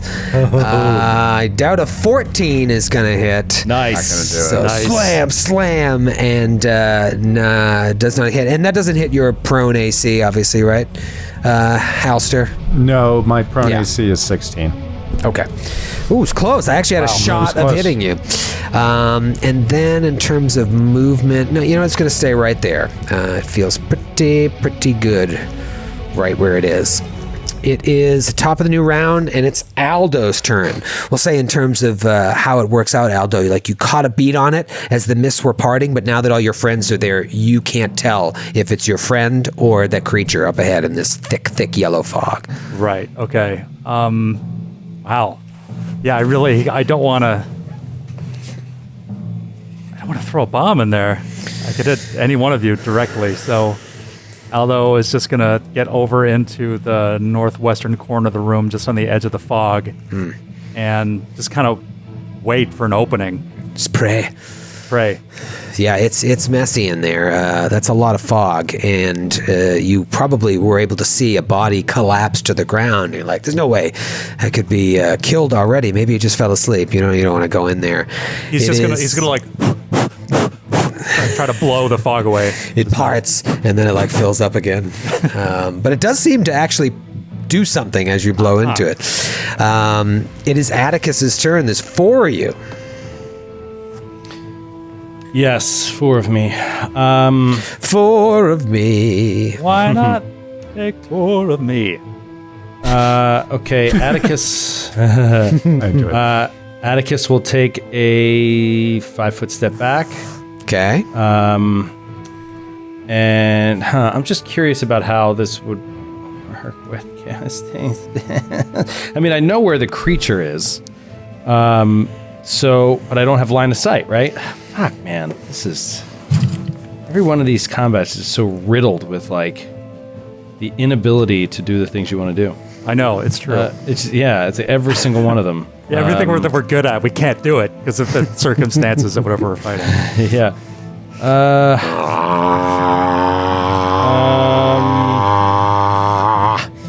I'm going to cast Mage Armor on myself. Mage Armor. Yeah, Okay. I'm going to keep my options. I've got one, like, wild spell that I could cast, and I just don't know what it should be. Like, if I can't see the damn thing, And if I have to be next to it and take an AOO, you know what I mean? It's such a brutal freaking situation. Does magic missile require? I suppose you'd have to see it. Yeah, it's just line of sight, I think, you know? So I just don't know what to do. Yeah, it never misses, but if you can't see it, you can't shoot it. All right. I'll see what the fighters do and then just wait to make that desperate action. Here's the thing. It's Halster's turn. Now, Halster, where Atticus and Sir Julie passed, they're immune to the effects of this for 24 hours. Yeah. You are not. So in addition to needing to roll another will save right now, you also will not receive natural healing from resting for the next 24 hours from this mist that has entered your body. But will you fall asleep again? Roll me a will save! I think I will. Unless that's correct. No, it's flat. 9. Go. You're already asleep. You're just like, I'm gonna go. Goes right asleep again. I mean, you are really embarrassing yourself in front of Sir Julie. Yeah, I know. She's like, I know who the weak link is. Driving me crazy. Just wish we had a hero up front. That's all I'm saying. We do. Old Halster snooze button price. Sir Julie, this is just one more minute, guys. I am the greatest abuser of the snooze button to ever live. It drives my wife insane. Sir Julie, you're up. You know, you've been in a lot of battles. I don't know how good your memory is, but you know Halster is open to being one-shotted right now. You just met him. Do you care about him? You're up. Sir Julie, oh god, yeah, he could be coup de grace, couldn't he? And you know what that feels like. It's tough. You want to show off your new powers? It's just one more at the round. expense of Grant's character? Yeah, but the Onirigen's gonna go after me, right? So yeah, all right. I will rouse Halster. Like, young man, wake up, you fool! I told you this is no time for napping. And then she will slide up again to try to get around this thing and put herself in a better strategic position. Nice. Okay. It just 5 foot steps between the two of you, and strike at Halster, strike at Jules. Again, let me get my white cat's eye here. Halster, 23. That's a hit. Not a lot, 4 points of damage, and then one at Sir Jules, big ol' miss.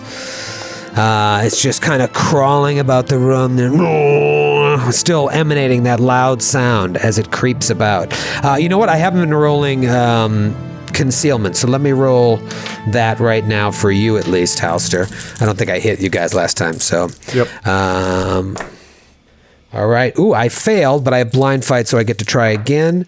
And I made it on that one. I rolled a 6 and then a 60, so she does hit you. By a factor of 10. I keep saying she. It's a he. And it is top of the new round, Aldo's turn. Aldo, you see the fog, the mist is getting closer to you as this thing is inching forward. All right, Aldo is going to step backwards, kind of stumbling back out of the fog, and that's pretty much it. Okay. Really I see. else. It didn't move right next to Aldo, and he didn't. Okay. That makes sense. What happened to me? Yep. It all adds up. Atticus, you're up. Atticus is going to move back and around about 15 feet, and then, well, just 10 feet actually from there. And he's going to fire into the square where this creature is. Okay. You can't see it. Doesn't matter. I can fire into the square and get a 50% mischance.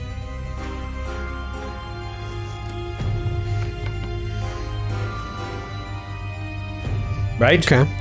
Well, didn't I just tell Aldo he can't do that? Well, I mean, he's never seen it. I just figured that I was watching it, saw the mist move, know where it is. Creatures farther away have total concealment, 50% mischance, and the attacker cannot use sight to locate the target. So it's a 50% mischance, but you can't use sight, so it's a random dice roll to see if you even hit that square. Same rules apply to you and Aldo, instead of this made-up rule of, but I saw it. I mean, all right, but the rule is you can pick a square and attack it. It's not a random square. You could pick a square and attack it. Now you could say that he has no idea what square to attack. But like I disagree with that, but I see where you're coming from. Yeah, I mean, but that's it is what a rule. makes You don't this randomly roll for a square. That's not a rule. Right. You know what I'm saying? Yeah, I know what you're saying. It's just this kind of gray area of where you can't use sight to locate the target. So why wouldn't you just pick the square that the target's in? Do you know what I mean? You're saying makes sense, but it doesn't help the added bonus of this rule that says you can't use sight to locate the target. Well, of course you're going to pick the square it's in. Well, I mean, Troy, is the middle ground that would make sense and please both parties to make it a 70% miss chance? Like he moved, he's not quite where he was. That way, Joe still can take the shot at the square. There's no random square to hit, but you're being more punitive as to the concealment. Yeah. I mean, look, at the end of the day, I'm trying to do something. Right, because right. otherwise, I have to provoke. I have no way to attack it without provoking. So I'll just gladly not do anything if I can't see it ever. But it looks like this emanation is never going to change. What are you trying to do? Tell me what you're trying to do, and I'll let you know. I'm just trying to shoot a crossbow bolt at it. Shoot a crossbow bolt? And I felt like it was reasonable that it's 10 feet away, that I could have some guess of where it was, based on having just stepped away from it. That was my... All right, I understand what you're saying. I was giving you grief for that, but whereas you stepped into the fog and stepped out, you can locate it, whereas Aldo hasn't been able to locate it as of yet. Yeah, I haven't seen it at all. He has at least seen it last fine with round, that. so he could make All a right, better so guess than I... 50% miss chance then. Okay. So that would be a 14 to hit. That's a hit. Okay, so then, all right, great. Then I'll roll the concealment. 53! Oh, nice. 53, and so he does 3 points of damage with a crossbow bolt. Yeah. All right. Not bad at all. Aldo, I think I hit it. Did you? Yes. It's Right, right, over, crikey. there, somewhere. Do you know? Tell me where it is if you see it, because I'll hit it too, possibly.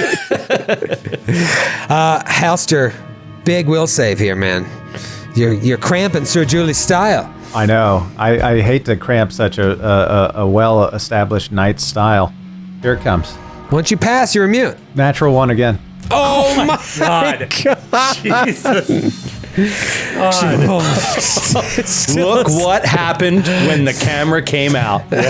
What? You know what? I gotta say, I am the first person that will be a proponent of the anti-theft device. I mean, I will go out there and publicly say. Again, I think all of you are morons that don't understand random chance in the fucking slightest, which is incredible for two people that enjoy gambling. Incredible that you don't understand random chance whatsoever. Hey, you're asleep. You're asleep. You've been asleep this whole game. Sir Julie, I'm assuming you kick him right in the junk. Hey, I said wake up. Yep.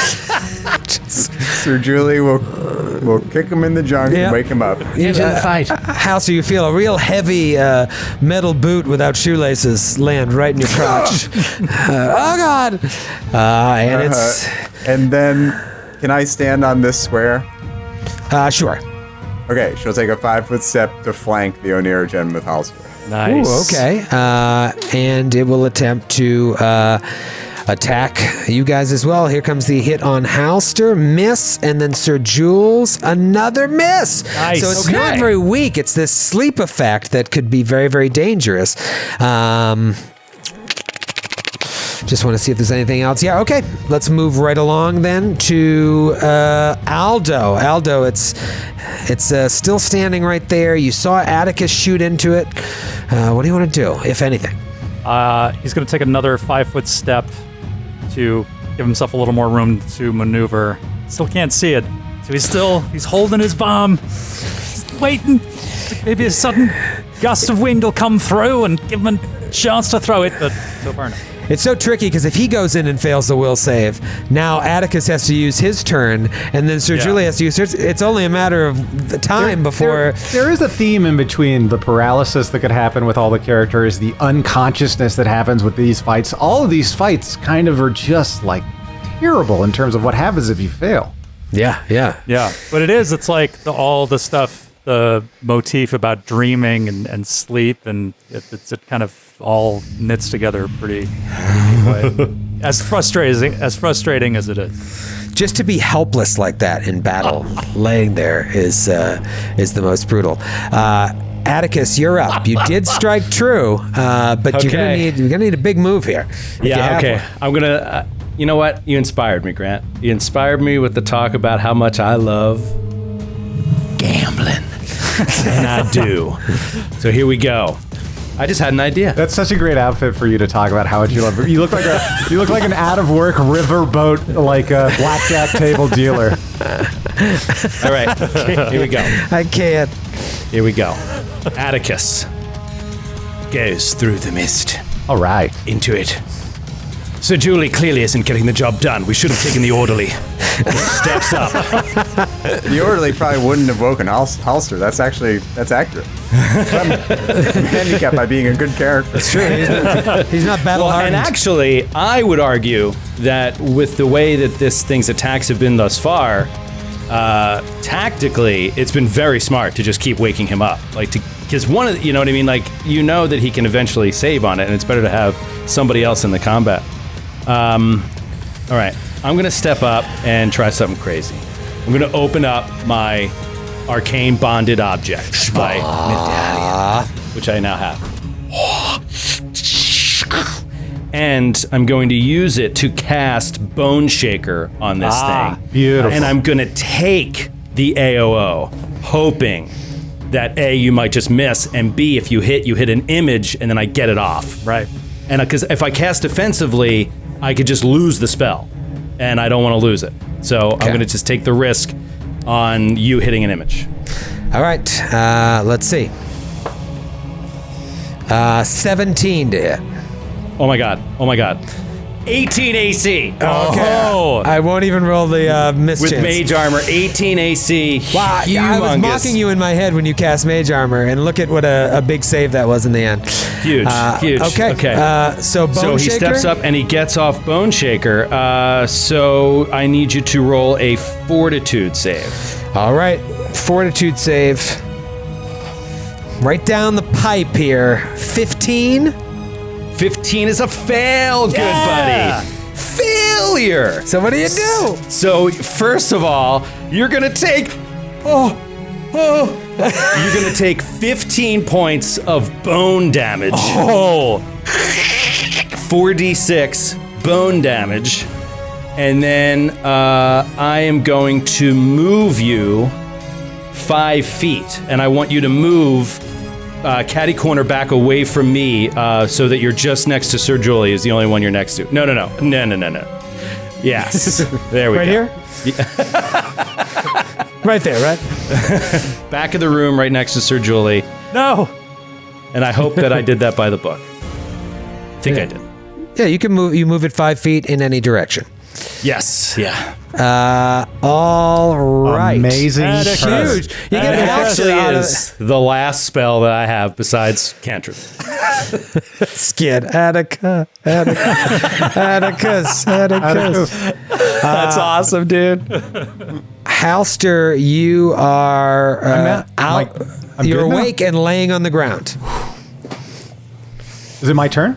Yeah. Okay, well, Halster will stand up as a move action, and seeing maybe some cuts and scrapes on Atticus, will use both a instance of fervor to heal him 1d6 healing points, but also to increase that healing by 50%. So he gets healed for 4 points of healing. Thank you, Halster. Stay in the fight. You're doing well. I'll try. Sir Julie, what do you got? Come on, Sir Julie, unleash hell.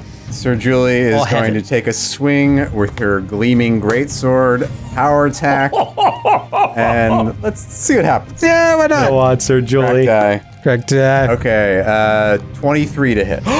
23 is a hit. Roll the miss chance. 20% where you're right next to Oh my it. god. Come on, Sir Julie. Come on. 40. You're all right. Roll for damage. This is going to be so okay. much damage. It's actually not that much damage. I didn't roll great. Okay. It's 11 points of damage. That's good. It's enough to kill it. Welcome to the team, Sir Julie. Welcome to the squad. Oh, man. Phenomenal. You did it.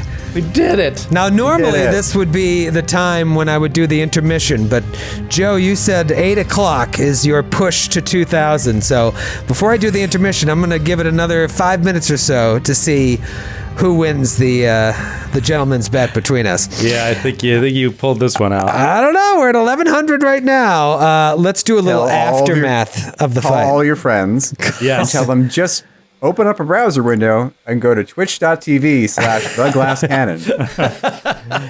Just text them. I would do intermission in 5.5 minutes. So Can we get that person who hacked everyone's Twitter accounts to get Bitcoin donations to do that again, but just for our Twitch stream? Because that'd be great. Yeah, so I did. I put up a Facebook post today, just like friends and family, just being like, "Hey, if you could just click on this link at 8 o'clock for 5 minutes, it would really help me out." And I don't know if anybody will do it, but I didn't think about it at the time. But as I was putting, the bottom layer of eyeliner on, I was like, I just told all of my friends and family to tune in to something where I'm just like wearing makeup and look like a complete fool. They're going to be like, well, I haven't seen Joe since high school. I see that he's a complete weirdo now. He's a wacko. All your high school Philly friends? Yeah, all my Philly buddies, yeah. Oh, I see. He's starring in a stage production of Victor Victoria. How nice for him. It's Victoria, featuring Julie Andrews. Yeah, yes, correct. No relation. Well, to get back to it for a moment, it left us no choice. I thought that it was going to be something we could speak to or something. But I guess not. I understand that we couldn't really trust Dr. Ren Elborn's medical qualifications, considering he's an actor, very well esteemed in his field, not a doctor. But he said that we might be able to get more information out of this thing. Yeah, that's what I thought too. So Well, here's something interesting that happens. As Sir Julie lands, the killing blow, as it were, on this oneirogen, this functioning oneirogen, it falls to the ground, and the mists spewing from it begin to slow and eventually cease. And you see all the broken windows surrounding the tower here, the mists outside start to thin. Oh, this is the thing that was causing all of it? Grant, you called it, and Troy didn't even give it to you. Bottle calf. No, Well, because the reason I thought it would be that way is because he said there were multiple of them stationed, and this one was in a Northwest Tower. And then I thought about how that would work, and how you would create an emanation like that. And I imagine there are more, though, is my problem. Well, this is the thing. While the surrounding region, every second that passes by, right here, right outside the window, it looks like it's really clearing up. But you see in the distance, it's still awash with this deadly fog. Oh, okay. But killing this one was enough to clear this area here. So yeah, you intuit that if there are more of them and we get rid of them, the fog might be gone. Wow. And there's a way out. It's just all of us, except for Sir Julie, will be dead by the time that happens, because she is the only Unfortunately, character built to live. Right. By the way, Halster, I forgot to tell you, just standing around Sir Julie, you feel a little less afraid. Because I have an aura of courage. Really? Oh, cool. Yeah, you do. That's actually, it's like kind of getting a little buzz off of your aura. Like he's talking a little bit more. He's more excited. I like that. I also like that you forgot about that ability, just like the scroll of paralysis, Matthew. No, I ask every time, is this a fear effect? Because it only applies to fear effects. I was looking out for you, Grant. And then you would say you'd give it to everyone else. Gotcha. Yes. This is And a you're only character built for book 1 that came in at the penultimate session. Can we search the body? Is there anything else of interest on it? Yeah, so there's nothing really interesting on it. The only thing you notice that now that it's not spewing fog out with this comically large mouth, it looks like a person that had something done to it. Roll another planes or a heal check, now that you can actually physically examine the body. Both are relevant because clearly this was part of a planar rift. Natural 20, planes, 28. Ooh. Okay. My first natty 20 of the marathon. 17 heal, if that adds any. All right, so both of you working together can see that whatever happened to this person, now that it's laying on the ground dead, all of its organs were removed, ripped away. Huh.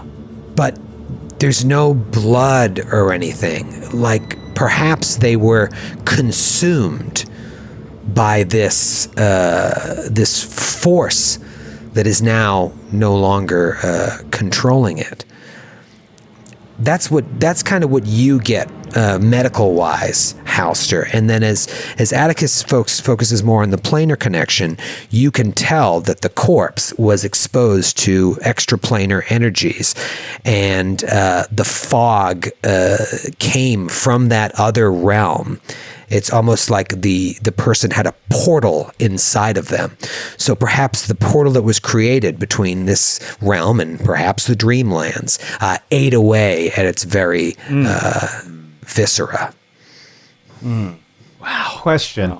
I was just struck by how descriptive your dream was last night about the horse with a rainbow coming out over the human face. And I thought about this person's mouth. And I saw the drawing someone did of the horse. Angeline. That was Angeline. It was great. Yeah. Angeline's drawing was amazing.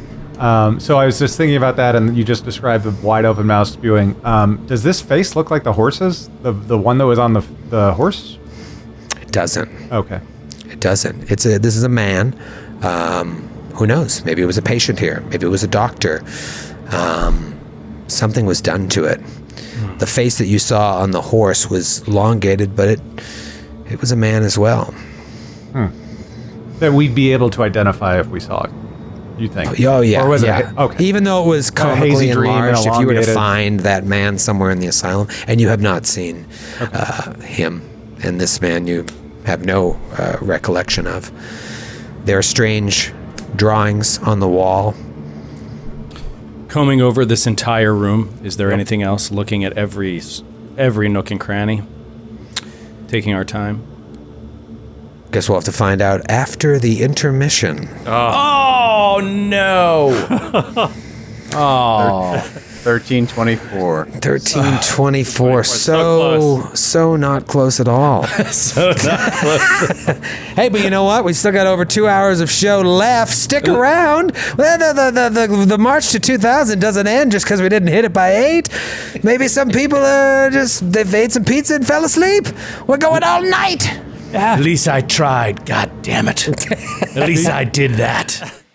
Welcome back, everybody, to the second day of our Strange Aeons Marathon. Not unlike Mrs. O'Lady last night. Unfortunately, Matthew has also died. Tragic. Oh, wait, no, he's alive. Oh, well, there he is. There he is. There he is. wow. He's going to be so Survived. mad. You guys couldn't wait one more minute. He doesn't know that we already added another 3 minutes for him. Matthew, Right. we're live right now. How live. dare Been live. you? How dare you be late? The people, we almost had a 2000 when they said Matthew's dead or not here. I'm leaving. Why didn't you text me? I don't know your number. Amazing. We've never Well, we- spoken outside of recording. Were you checking on your lasagna, making sure it was all ready to go? I actually ate lasagna during the break. I was in here. I came in to grab my water cup like not 30 seconds ago. My water cup. Listen to how wounded and he you put your sounds. headphones on? Why didn't you wave? I looked on the tail and Grant wasn't there. I was like, "Go get. I got another minute." Well, now we just look like a bunch of rookies. No, I'm glad you're back. You know what? I was going to take the opportunity of the intermission to change the color of my background, and I'll do it now. We did Oh. that. We did that by showing up 5 minutes before the intermission ended. Well, I had to eat dinner. All right. All right. If you wanted me Let's to, if you want my A game, I had to have some food in my system. I'm very food motivated, as you all know. This is what happens when we travel with Matthew. It's like, when are we gonna eat dinner? Are we? Yeah. What's the dinner What plan? time is dinner? You guys want to get some lunch? I'm on Team lunch? Capodicasa with that one. I was like, I will admit that I do that normally, but around you four, I do it especially because you will go without meals, and I am like, whoa, whoa, whoa. And then you get really angry, and it's Beer is really a meal. Yeah, beer is a meal. I'm just gonna choose my colors here. Tell that to the Trappist monks. We're going to hop back in to the second half of day 2 in just a second. But we wanted to take this time, as we did yesterday, right after the intermission, to extrapolate on some of these goals we mentioned yesterday.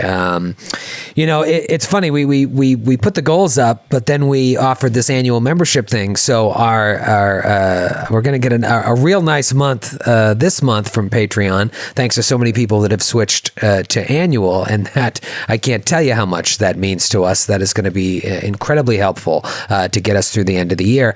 But the actual reaching of these step goals up to 75,000 and beyond, it will plateau a little bit because when you switch to annual, it doesn't move the number up higher. If anything, it goes down like a tiny bit, which is fine. But anyways, we do have a lot of exciting goals that we put in on the way to 75, and then we've talked about 75 and beyond. So we want to go into a little more detail about what those are right now. Obviously, yesterday we talked about movie time with Skid. We talked about Cannon Fodder going to audio, and we talked about New Game Who Dis going live with guest stars at $74,000. Your favorite show from the summer, New Game Who Dis, and the favorite game we played from at Delta Green will get its own show. It will move to a seasonal operation thing. You know how, and people are wondering, so it's going to be every week? Delta Green's going to be every week? No, it's not going to be every week. It's going to get its own show that'll be similar to what we did this time, right, Joe? Like we did a 10-episode run. Look for 10-episode seasons. I think that's pretty 8 to, or maybe we'll make it Britishy and do 6. And a Christmas 6 special. 2-hour episodes. 6 and a Christmas special. Dude, I love those BBC dramas. It's like 6 2-hour movies, and you got the whole season wrapped up. No, I'm really excited for this. Operations are they're so different. They're so varying. They could be short, they could be long. There's a lot of flexibility there and opportunity, and man, we're just excited to do that. So hopefully you guys can get us there, and we will obviously carve out the time to make it happen.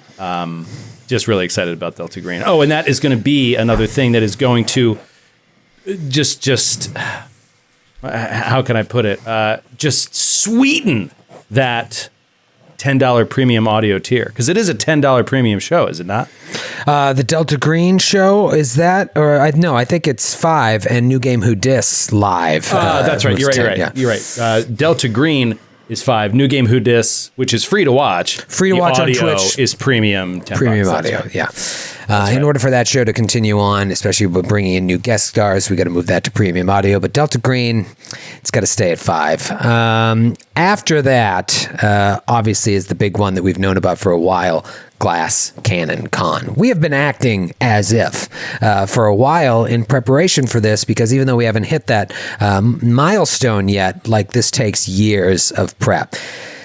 Now, I would love to give a lot more information because we are a lot deeper into the discussions. God's sakes. What was that? I was questioning whether or not I should add that to the main master mix, and then Joe proved me a fool again. So, great job. Muting Sirenscape for the time being. I mean, it's unbelievable. That it's even a function is astounding to me. Single keystroke nonsense. Anyway, sorry. I don't even know what I was talking about. I don't know either. Glass Cannon Con. Glass Cannon Con. I was going to say, it's like we're deep into the planning of this as if it's going to happen. And we don't want to talk about too much because we haven't signed any contracts yet, as it were. But we are circling a future date on the calendar, a future time, we should say. But obviously, the world is in flux right now. We're going to need a lot to happen for this convention to occur. But assuming we return to normal at some point in the near future, we are aiming to put on this convention in the spring of 2022, the first Glass Cannon Con. So, the goal would be to make announcements on that, hopefully by the end of the year, to possibly even have tickets on sale more than a year in advance, at least a year early in advance. 2021, have tickets on sale, and because we want it to be the single largest gathering of the Naish and more. We don't want to just have it be the Naish. We want more people to discover what it is we do. And as more details come out about the con, you'll see how that's going to manifest. But giving people a long time to purchase tickets and purchase, flights and whatnot and get everything set up. We want to make sure everyone has a chance to do that so that if you can, if you have a year to set that time aside and make sure you come out to what is going to be one hell of a fun weekend. And I think, people have to realize that it's you can't put on, I say can't. In what we want to do, you can't do. It's bigger than way bigger than a wedding. And you got to do a wedding a year in advance. You know what I mean? So it's you can't just do a con 9 months after you hit 75,000. And so the idea is, let's get working on it now. We've talked to multiple venues. We're really narrowing it down now, and we have a professional working on it, which is nice. Not one of us. So obviously we're involved in every aspect of it, but we have somebody that is a event planning pro working on it, and that's what you guys help us to be able to do. So it's going to be pro as shit. I want to say more. You know how badly I want to say what I want to say, and I I'm can't just say looking at you. I want to mute your mic. I know, because I'm ready to I'm ready to just even say too much by what I want to say, but I'm not going to say it. All I will say is when we can make more announcements about this, it is so fucking awesome, and I can't wait to share this information if we're able to make this happen. It is going to be the be-all, end-all, and I can't wait to share more. But get excited for that. Once we get to 75, and we'll be there. We might be there by the end of the year, maybe by the end of the weekend if we get a bunch of new fans. But that is going to be awesome. A couple more things, then we'll jump back in. I lost my little cheat sheet here. The 5e show. We talked about this yesterday very briefly. We said at $80,000, we will do a Dungeons & Dragons 5th edition show. And got no negative comments about that whatsoever, which was really unlike the people that comment on subreddits and Discords. I thought that was really cool of everyone to just be really level-headed with an announcement that we were excited about. Open-minded. Yeah, open-minded is really the word, Skid. Nailed it.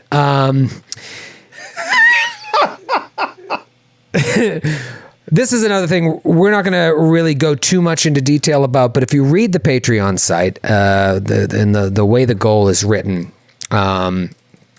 it spells it out exactly what it's going to be. And the main purpose of this show, it's going to be one season of this show to start. And then if, like these other things we were talking about earlier, if it does well, we'll do more seasons, is a chance to get new voices involved with the Glass Cannon Network, a show that doesn't have us on it, that we produce.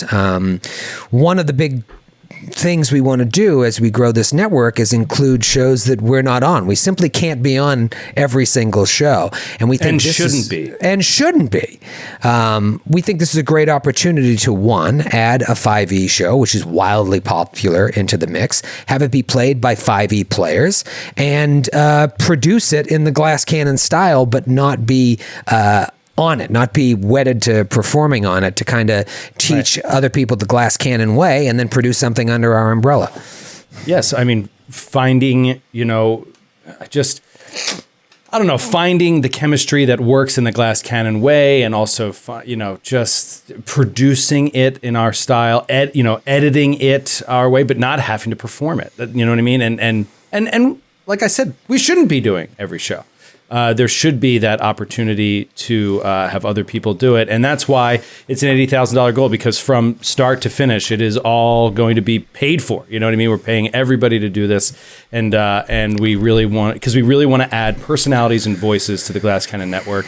It's just been too long of just us. It took us so long to add Ellie and Sydney and Kaya and Anne and David, and now we need to add more. And so we're going to do it through that, and it's going to be free for everybody, because it also, and what you guys do with the Patreon is you help us grow the business.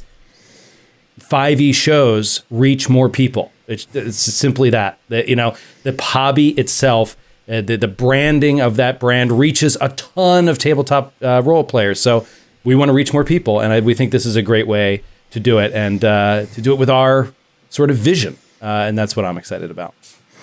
Yeah, so get us to 80,000, you get a 5e show. If not, go fuck yourself. Sounds good. It's a good business model. Yeah, such a good salesman. It's such a good salesman. They don't call me P.T. Bonham for nothing. Customer's always fucked, like the old saying goes. Customer's always fucked. No, we're excited about that. We have some other goals we'll go into detail about tomorrow. Don't forget this giveaway is happening. You got less than an hour to take a screenshot of you watching this. Tag us at The Glass Cannon on Instagram to be entered to win a Norse Foundry dice set. Pretty excited about that. You know what? I want more selfies out there if I could make a request. I'm getting a lot of TV sets, computer monitors. I want a little picture of you in there with us. A little fun shot. Yeah, one of those. Yeah, He means it not in a creepy way. Yeah. No, just to see folks does he? having fun, Matthew. Come on. Why do you aspire malice to just general ignorance by me?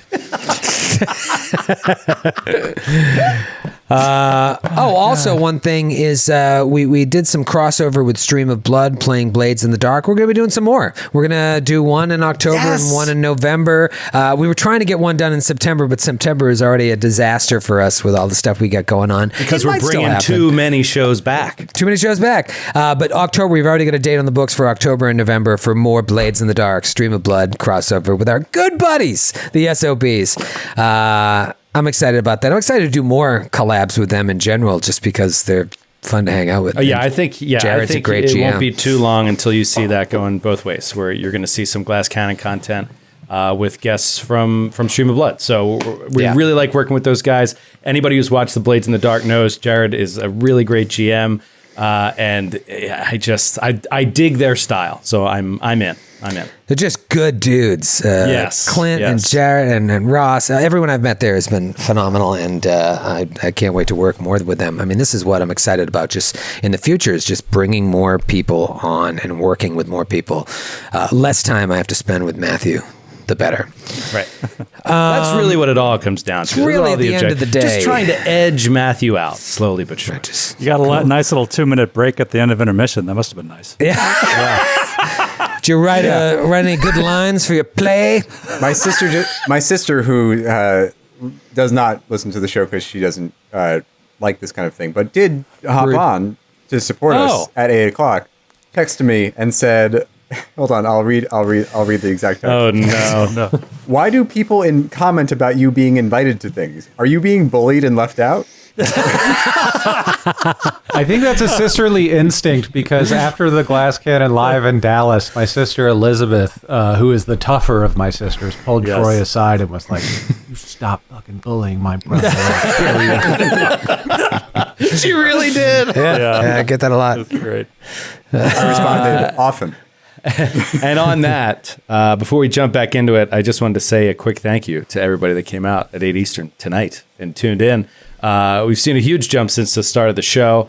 And hey, one of these days we'll hit that 2K goal. But thank you guys so much for tuning in now and tonight. And I greatly appreciate it. Just want to let you know. Me too. Yeah, we'll Me get there. too. We'll I get wish I there. could have worn eyeliner for you all, but Nah, do it tomorrow anyways. You know you want to. Come on, Matthew. It's not out of the ordinary for you at all. A little Sunday afternoon eyeliner. You know you do it. Come back from church and toss it on. I put on cat people and put on some eyeliner.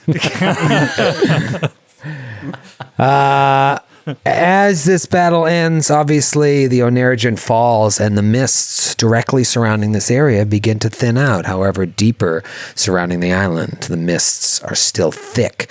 If what Dr. Ren Elborn said is correct, Zandalus keeps all his Onerigens upstairs except one, the one you just dispatched. So you think to yourselves, if we get up there and we take out the rest of these Onerigens, we might be able to clear this clogging mist from the island and get off.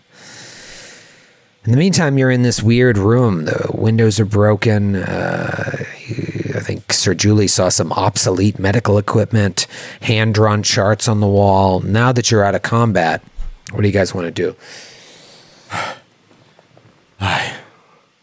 I am utterly exhausted. He's got these images like floating around, and then slowly they like dissipate as this deflection shield. Actually, that would stay around for hours, but just he's like, I'm feeling the day wear upon me, even though it's only been such a short amount of time. I feel that I'm just going to sit down for a moment.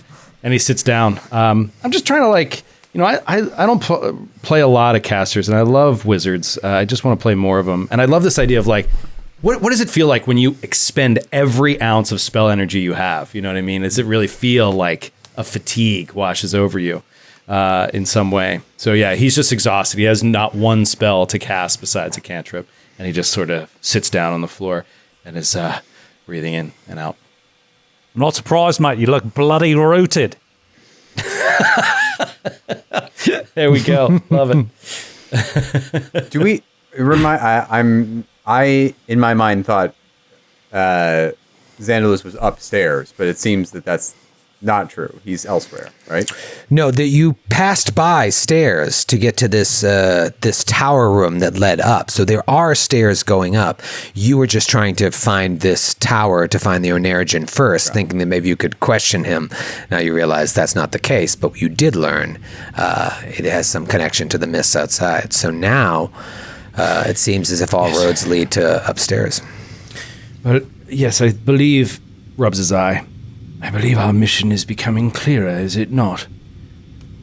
Take out these Onerigens, free the mist outside. It gives Winter and all of her people, and us included, a way out.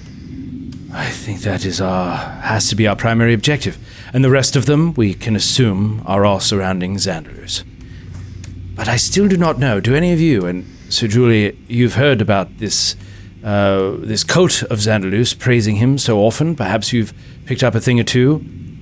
What is it that he will be able to do? What are his abilities? Do we have any idea? Have we learned anything of that?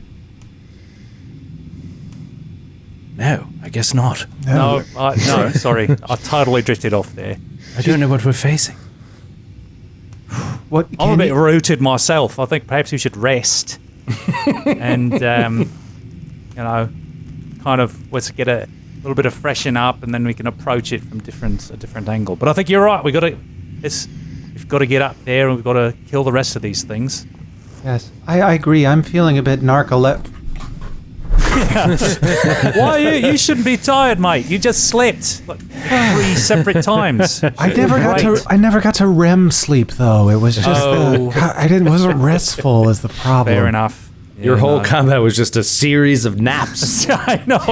Terrible, fitful naps with a size 9 steel stirrup shoe in my side every time I fell asleep. A series of naps and groin kicks. Oh. Yes. So do we want to rest back at the... Yes. Sir Julie, I don't mean to pull you away so quickly. You charged in with all bravery, and I appreciate it greatly. But yeah, well done, by the way. Yes, very well done. Thank you. It's been a while since I've killed anyone. Land is killing Blair. I Does Sir Julie recognize the Onerigen, like as a patient? She's literally been there for decades. Yeah, so you study the man. Obviously, he's changed. His face looks a little bit different because of everything he's undergone. But you do recognize him as a patient named LaShawn Wyman. This was LaShawn Wyman. LaShawn Wyman. A patient or a doctor? A patient. Perhaps we should head back to the records room at some point to get more information on LaShawn, but maybe we need a few more names before it's worth the journey. Well, I think, it would be best if we return to Winter. I think Sir Julie would benefit greatly by seeing that particular camp. I think it would embolden you, and maybe your very presence would shake off some of the fear of those people. The camp that you exist in now has very little fear, for they are mindless lemmings following this Xandalus. But to the south there is a camp of free-minded folk that are merely trying to get out of this place. I think your presence could embolden them. Let's go there. That sounds delightful. we'll have to come up with another excuse, but we'll just say we are looking for more of Xandalus's artifacts. Let us go. I have an excuse. I've got one. Oh. Let me. All right. You get back through there. You Save walk it for through, air, Aldo. and there's Mark Johnson standing at the door with another one of his friends. Hello, Mark. He jumps back. Sir Julie. Hello, Mark. Sir Julie. What's going on? Don't tell me you're going to go back out there again. No, in fact, we have to go back. We've got to backtrack again because I think. See, I have this idea for a recipe. I'm a bit of a amateur chemist, and a bit of a mixologist too. Comes with the territory, and I have this crazy, mad idea to make some homemade Pepsi, and I just need to get the ingredients. And I think I saw a bit of packets that could be something I could use in it. So just run back there, come back, and then you barely know we're gone. Pepsi, you say? That's a delicacy in these parts. Yeah, it really is. Old Seems Ilky very Velost is popular. always talking about Pepsi. The guy that you found. Yeah. That Just keeps does coming sound up. So good. Yeah. All right, you can go. Okay. Right. See you all later. Well done, Aldo. Well done. Aldo leaves.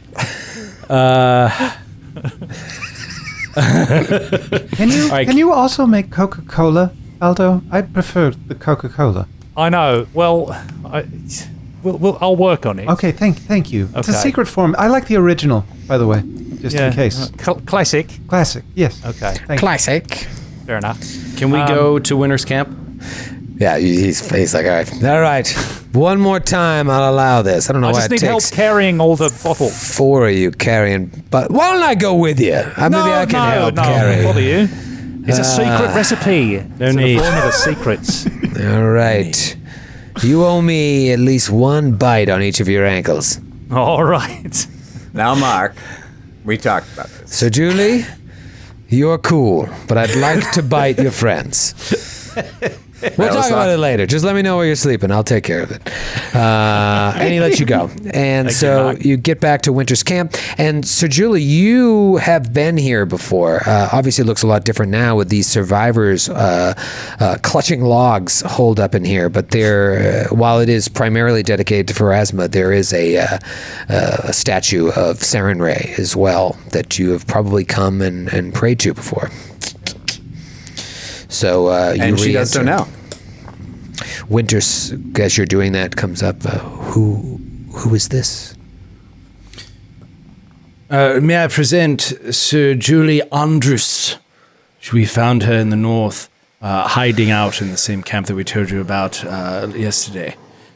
She has just helped us take out one of these Onerigens, and I'm very excited to report to you, Winter, that we believe we have found the way to clear the mists from outside. That is If we excellent. continue down this path, we will completely free the air of that yellow mist and be able to get everyone out of here. And Sir Julie, I believe, is going to be instrumental in helping us do this. That is excellent news. I find it hard to believe that there was just a landed knight around the asylum. Why didn't we discover her sooner? I will let Sir Julie speak for herself. Yes, Sir I Julie. have no land. Also, I may still be very, very mentally ill. Very, see. very I've mentally been without my routine and my doctors and my medication for some days now, and things are getting interesting in my head. I see. So, Julie, do you mind if I speak with your new friends for a moment? Of course, I shall pray. Yes. You're sure you're cool with this? She is a knight with a weapon. You trust her in your journey? Everything No. is riding on this. I know, but on the other hand, we're sort of short-handed otherwise due to the deaths of another insane old woman. So, figure out it's the proper puzzle piece for the missing puzzle piece that we're missing out of the puzzle. I see. I just realized she probably hasn't heard about Mrs. O'Lady yet. Oh, right. Oh, Right. Cat out of the bag. Where is Mrs. O'Lady, by the way? Sorry for the spoiler. Well, Mrs. O'Lady, I'm afraid, fell in the... remember I told you about how we clear out this yellow mist? Did you help her up, at least? She's older. Her hips must be No, in rough shape. Well, she fell as the result of her dying. More than anything. She died.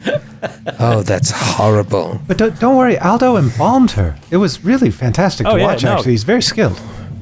Quick as a wink. If you could have brought her to me, I could have cast Gentle Repose. Oh, It's too late now, but that would have been too dangerous from what you've told me of this other camp. I think even coming here now twice in the past couple of days is really pushing your luck.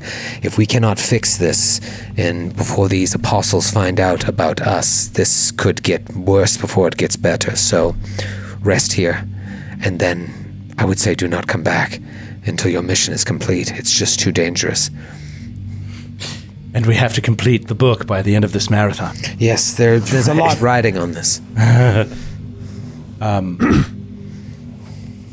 Yes, to answer your question more directly, we all have to deal with a certain amount of mental illness as we move through this place.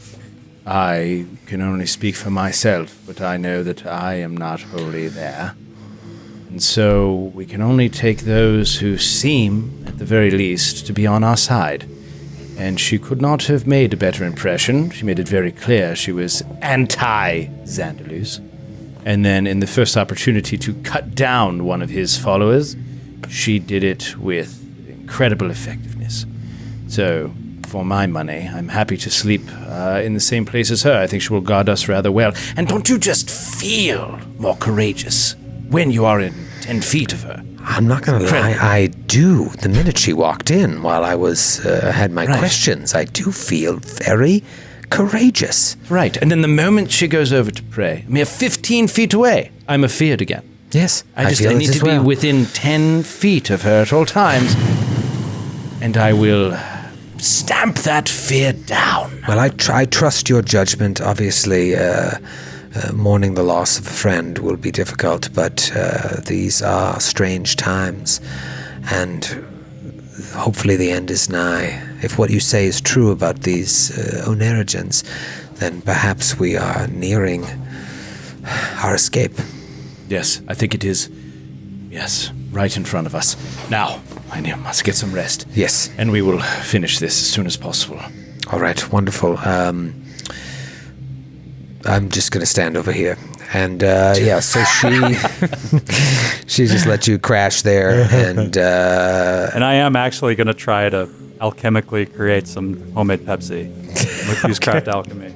All right, roll a craft alchemy. I think it should be probably around DC 15. DC 15 is for acid, so... I mean, to be honest... It's accurate. It really shouldn't be that hard.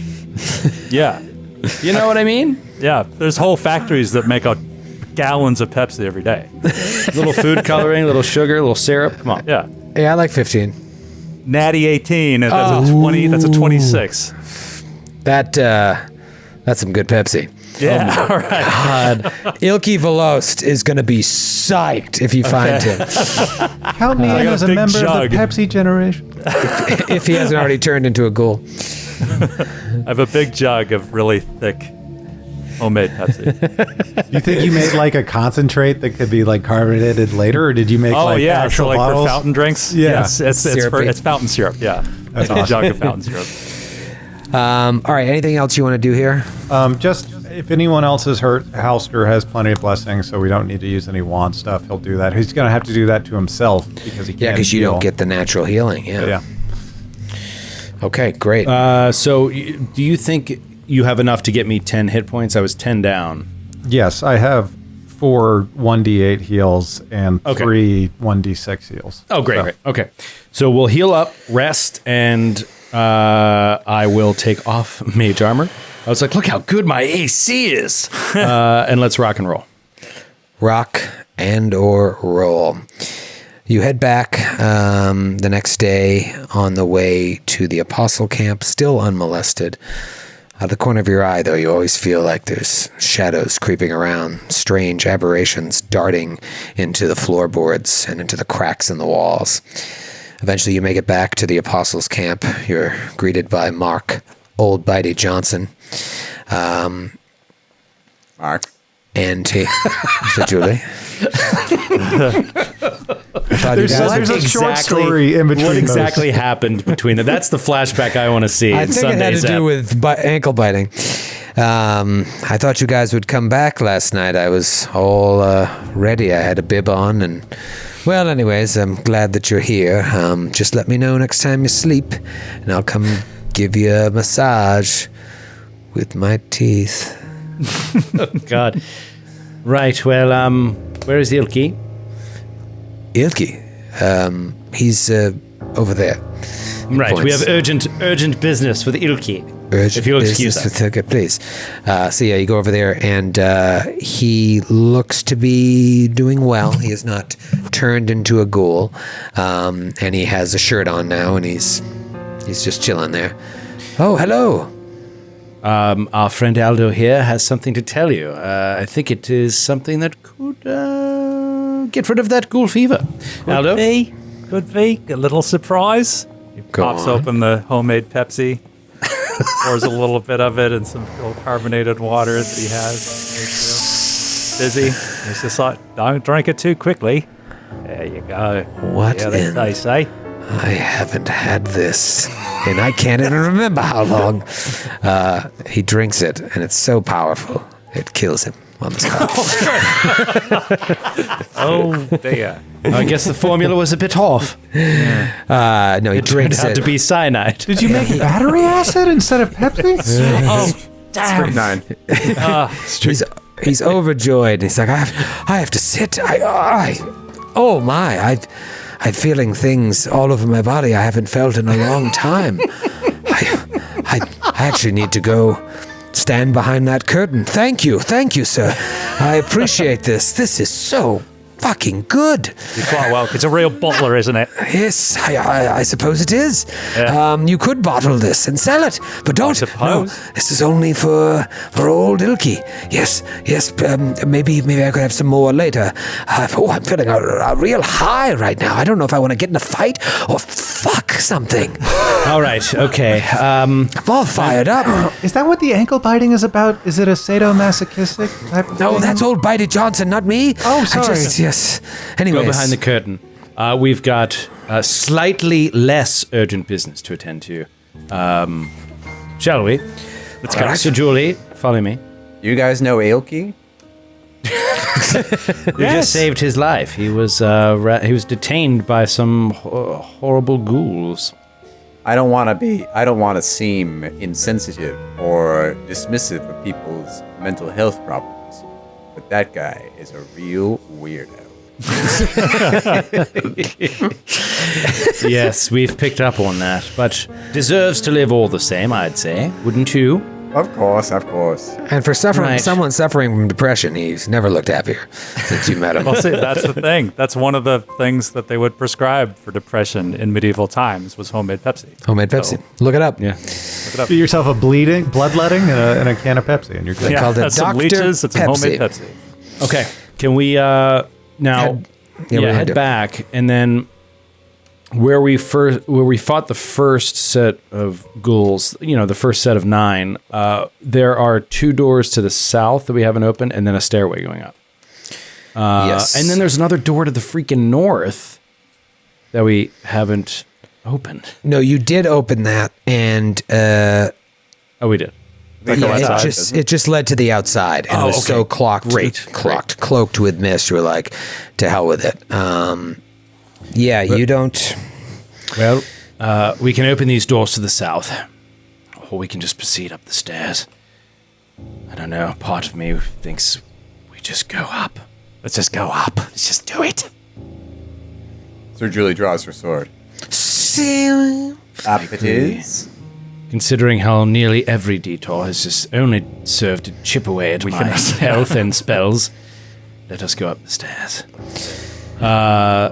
Sir Julie, would you do us the honor of leading the way? It would be my pleasure. So overnight, Atticus actually wants to talk to Sir Julie about her life, about her travels. How open is she with him about her past? I mean, in general, she's a little reticent and a little introverted. We can talk about why that is mechanically another time. But yeah, but I think she would be willing to talk to you. Like that she was in the World Wound and she was Yes. in battle and all that kind of stuff. I'm just waiting to return to my regiment. Lord Commander Haddad is expecting me. As soon as I am well enough to leave this place, I am back up there with my order. I think it's kind of interesting for Atticus just being around her, all joking aside, like there is that level of courage, but I think that there's also, I don't know that he's ever been around anybody like this. I think that Atticus has always been around selfish, self-interested people that are just trying to get ahead in a very urban sort of setting. And he's never met a real soldier or somebody that really gave everything of themselves to their deity or their cause or whatever the case may be. And I think just hearing her talk makes him feel small and makes his the things he wanted seem insignificant up against, saving the world from demons. I mean, Atticus does not have a whole lot of good flowing through him naturally, but where he wants to be cynical about this, I think just her presence and the way that she speaks, it affects him. And it sort of makes him think twice about what he used to think was so important. It doesn't really turn him completely, but it makes him doubt himself. I think I should probably make clear she's not particularly idealistic as a paladin. I mean, she's devoted for sure, but she is. Sir Julie is pretty haunted by what happened to her, and I think, and she, as opposed to other paladins, she's less interested in kind of bringing others along. I think she's very much like singularly focused on fulfilling her mission and getting back, and not particularly interested in allies. In this case, this is great because after 47 years, it's about time that she gets to go rejoin her regiment. But this is exactly why I think it works perfectly on Atticus for the first time ever, because it isn't preachy, it isn't like join my cause, you know what I mean? It doesn't give him the opportunity to be cynical about the whole thing. It's just as selfish. It's almost speaking a language he understands. But what you're going for is so much more important. And it sits heavily, it weighs heavily on him. The things that he is going for, money, power, fame, wanting to be loved, all that kind of crap, it seems to just pale in comparison. And I think that the way she is just, it builds a bridge for him easier than your classic, like, Paladin of Iomedae who's just, like, trying to bring everybody in, kind of thing. Like, the personal nature of her vendetta or whatever it is he understands. So I think it works for him. That's good because she has a -8, or she has an 8 charisma. Oh, wow. I thought you said she was a paladin. I did say that. She's not that kind of paladin, Oh, she's a paladin that Joe built. Yeah, I was like, you know what? So many paladins, they just kind of dump all the important stats. I really want to dump charisma. Big old charisma Wait till you dump. see my backup. Okay, let's go. Show me party order going up the stairs here. I think if Julie's leading, Hauser's happy to be immediately behind her. And Okay. we'll walk side by side with her as hallways allow. Okay. And Aldo usually tries to stick as close to Halster as he can. Okay. You see the hallways are about, the stairway is about 7, sometimes 8 or 9 feet wide. Never quite gets 10, so it's single file. Grant, I want you to do me a favor. Go to the map screen and pull out on the whole map as revealed so Absolutely. far. Boy, we have a new innovation tonight. We didn't just have the grant eye theft system. That would be enough. What? That would be enough. There's In more? addition, very simply put, we have full map screen up on there for you. Look at that. Let me see this. Let me None of see. our ugly Nice work, faces. Grant. None of our ugly faces there to ruin the artistry. Just pure, gorgeous map. Do you want to see? And that's only half. I want you to go full out if you can. only half of Hold this on. amazing I'm gonna map. scroll down because we're going to see bars otherwise. This is insane when you think how far you have come. Look at that. Still Wow. going. That's I mean, crazy. you know what? I see these different rooms, dude, and I just see cities. I see Atlanta. Yeah. I see Portland. I see Yeah, Boston. yeah, I see totally. Philly. I see, I mean, Whoop. I see London. Well- I see France. Well, Look at that. Isn't there we that go. crazy? I remember when I picked Strange Aeons, I was all fired up about it because I liked the story, but then I saw this map and I'm like, how? You ever see a map like this? Like, how am I going to do this map? How am I going to run that map? And that's how I felt. And now, for the first time since you guys left the dungeon, we will be leaving the asylum map. And going, really? What? going to a new map. A new page? New page. Let me make sure I have it the New way page I who want. dis? Bottle cap. New page who dis? New page. That who should be a dis? bottle cap. I refuse. All right, let me get everybody in order here. It was Sir Julie, followed by Halster, followed by Scooby-Doo, followed by Atticus. I say Scooby-Doo and I can't think of someone's name. No, but Sheila and Aldo and some of the artwork does look like an older Shaggy at times. That's very true. He's very tall, lean. Let's Crazy go. hair. You know, I was the new map.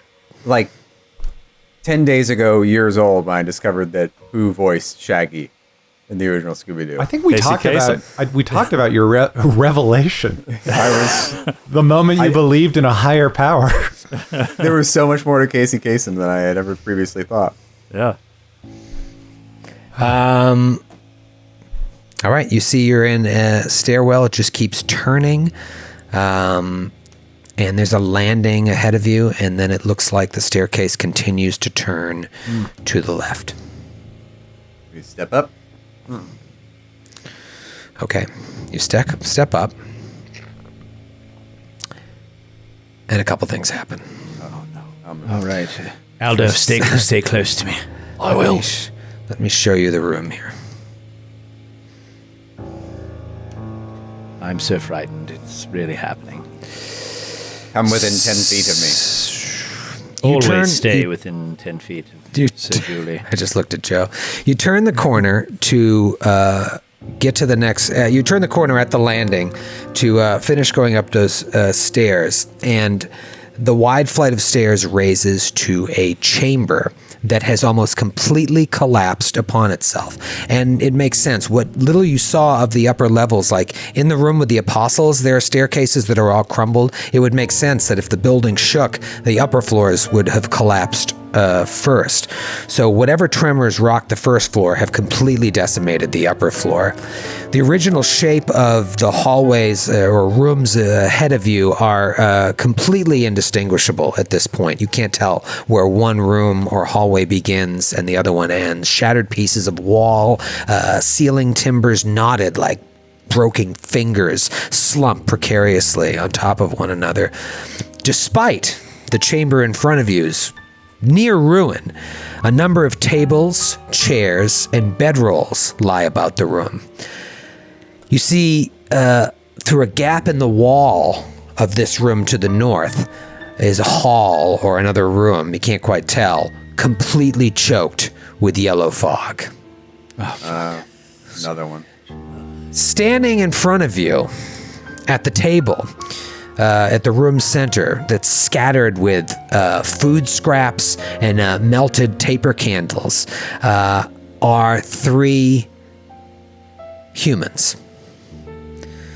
You see 4 battered mattresses serving as perhaps sleeping pallets in the corners of the room, and they're like heaped with a mess of tangled sheets that look luxurious compared to like the bedrooms that you've seen downstairs in the hovels, the bedrooms that even Sir Julie has become accustomed to with her little makeshift tent.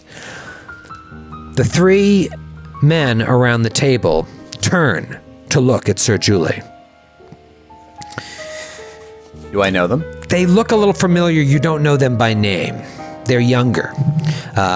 They haven't fraternized with you, but you know them to be patients of the asylum. You're sure of that. You think that they were maybe on a different wing from you, but from time to time. You guys played cards. You guys have played For cards and cigarettes. chess. They Hello, turn. boys. Say hello, boys. They're like, son of a bitch. That Sir Julie always took our cigarettes. They stand up from the table. You don't know what they were doing there. And they're like, hey, you get out of here. Don't you hello us. You go back where you came from or there's going to be trouble. No one talks to Sir Julie that way. Yes, unfortunately, that was very rude, and I'm afraid there will be trouble. I told you to leave. You want trouble? I'll show you trouble. Roll for initiative. Okay. I have been corrected, by the way, in the chat. My aura of courage doesn't affect any of you. Sorry. Oh, so you were wrong about it. Okay, great. Just want to make sure. So what did Winter feel? Chat, would you stop ruining everything for 10 seconds? What did Winter feel if she didn't feel courageous? Winter felt like a flavor courage. I'll give you a flavor feel. That pisses me off. Wait, why doesn't it affect anyone else? Is because your archetype? Because of the archetype. Oh, okay. I thought it was I thought it was just the lay on hands and I like the smite evil and all that kind of stuff, but it's all my auras as well. I like an archetype that really changes a ton of stuff. Some of the archetypes you just like lose one thing and gain another, but I like the ones where you're like it's topsy-turvy. You don't even know what class it is anymore at some It's point. a whole new class. Well, whole and new as I was delving into the Strange Aeons backup and the SideQuest Side Stitch backup, I gotta admit, I was like, God, this is why I love Pathfinder First Edition. Yeah. There is so much stuff. It's insane. When I was there are some archetypes that I put together that I was just like, it's not even that they're that powerful. They're just so freaking interesting and unique. I don't know. I just love it. And I am confident second edition will get there. But it's going to take years. Yeah. It took Pathfinder years, Of course they'll get there. And the way that Troy- Paizo releases source books, too, in a couple years, there'll be, 17 different choices for each class. Right. What'd you say, Matthew? I should also tell you, this may not become a thing, but as we're going into combat, I feel obligated to tell you that the condition I have set is when I'm about to fall unconscious. That's all I need to know. Okay. That's all you need to know. Okay. Just want to keep myself honest. I wonder if your new character will survive this book. That'd be pretty interesting. That would be the quickest turnaround death. Well, let's start with initiative. Hey, by the way, what did you guys use to roll those initiative? What kind of dice? That would be Norse Foundry for all of your random number generating needs. Oh my God. Initiative, combat. Did you know we were giving away a set of those tonight? And we have the winner's name right here? Get the hell out of here. What? Yes, tonight's Are winner. we crazy? Do we know how much these cost? I know. We're really going to go in the hole. Thank God we got so many new subscribers. Tonight's winner of a GCP dice set is William Melendez. That's W. Melendez 479 on IG. Congratulations. Can I call you Billy? Can I call you Billy Mells? Don't. All right. I bet you he's like, that's my name now. Please call me Billy Mells. I don't want to be called anything else. I also wanted to real quick shout out the winners of our trivia contest. I say winners because I never got around to it yesterday. Things were a little too tense at the end of last night's episode to be like, Got a little hot. let me interrupt this character permadeath with a quick koozie giveaway. So just wanted to This congratulate. old lady was shitting all over herself. She's just defecating Here's everywhere. who won a koozie. I just wanted to congratulate Clifford Russell, who won himself a Tom Exposition koozie yesterday. But today's trivia winner for answering correctly goes to, and I love this IG handle, Mighty Lily 5. Whoa. And, it looks like Lily is her real name. So congratulations, Lily. Mighty Lily 5. You won yourself a koozie. We'll be shipping it out to you. Nice. Well Little- done. You want a Nice little job, Bob Lily. koozie. Troy, you know that the producer of A Charlie Brown Christmas was Bill Melendez. You know what? I actually did know that. Do you think he's a fan of the pod? If it is, Bill, you call me. You get free dice for life. I love that. Love that cartoon. Let's talk initiative. Aldo Casimir. Come on, dude. 21. Ooh, very nice. Atticus Graham. 16. Okay. All right. And House remember, Sir. yeah. 10. 10. And Sir Julie. 9. So Julie, not hot on the Anish. Wearing quite a bit of armor. All right. It is round 1 and a great time for your bombardier to go first. Aldo, you are up. Yeah, Aldo, he like pops a bomb off of his bomb-delier. And there's like a fire in the hole, lads and lady. And tosses it at the lead person. All right, trying to hit that guy right up front, which will do splash if it hits to the other guy right next to him. Yes, so that is a 21 against touch AC. That is a hit. Nice job, Aldo. Going above and beyond with that 21 zony. And that's 15 points of damage. Holy smokes, to dude. the lead guy, and a DC 15 reflex save for the one catty corner to him. Yikes. Fail. Yes. Okay. So that's 7 points to that guy. Throw that map up there, Grantland. Lord. Absolutely. You said 7 points to him? Yep. I don't care for that. I don't care for that one bit. Okay. Let's get all my HPs up here. Great. Nice job, dude. Nice. Awesome start. Do you want to move at all, or was drawing the bomb a move? No, he doesn't. Nope. I'm not moving. Okay. It is Atticus's turn. Atticus turns to Aldo. Do it again, but make it a bit more explodey this time. And he casts Fox's Cunning on you again. I should have waited. Ooh, Yes, that's nice. You So that should have waited, but I didn't 100%. That's a big gap from 23 to 16. I didn't know what their initiatives were, and if they split up, it's much worse. So. Totally. is so that adds damage to the bomb. Is that what that Yep. does? The intelligence bonus. That's It's I get more 4. bombs, too. Intelligence bonus of 4. And the thing is, like, why would I prepare Fox's Cunning every day? It is, it's my, I guess it's my, what is it? I can't remember. There's a reason that it just, like, I need to use it all the time. Anyway. all right. It is so that's what Atticus does. Is Atticus move? No, he stays right there. Okay.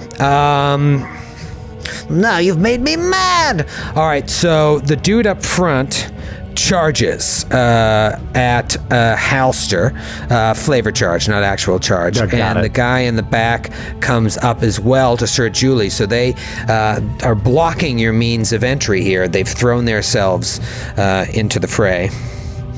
Let's do attack. This guy up north has a crowbar, and the guy down the bottom is holding like a bed leg, a leg of a bed with a couple of nails sticking out of it. So the first one attacks Halster. Come on, buddy. That is going Tank to it be an 18. Clang! No. Crowbar Flat-footed. flies off. That's a good question. Flat-footed is 19. That is still a miss. Oh, gross. In fact, Halster probably doesn't see it, but just like out of the corner of his eye, his shield covers up so much of his body. That is truly amazing. I just want to see if I get a little. Okay, great.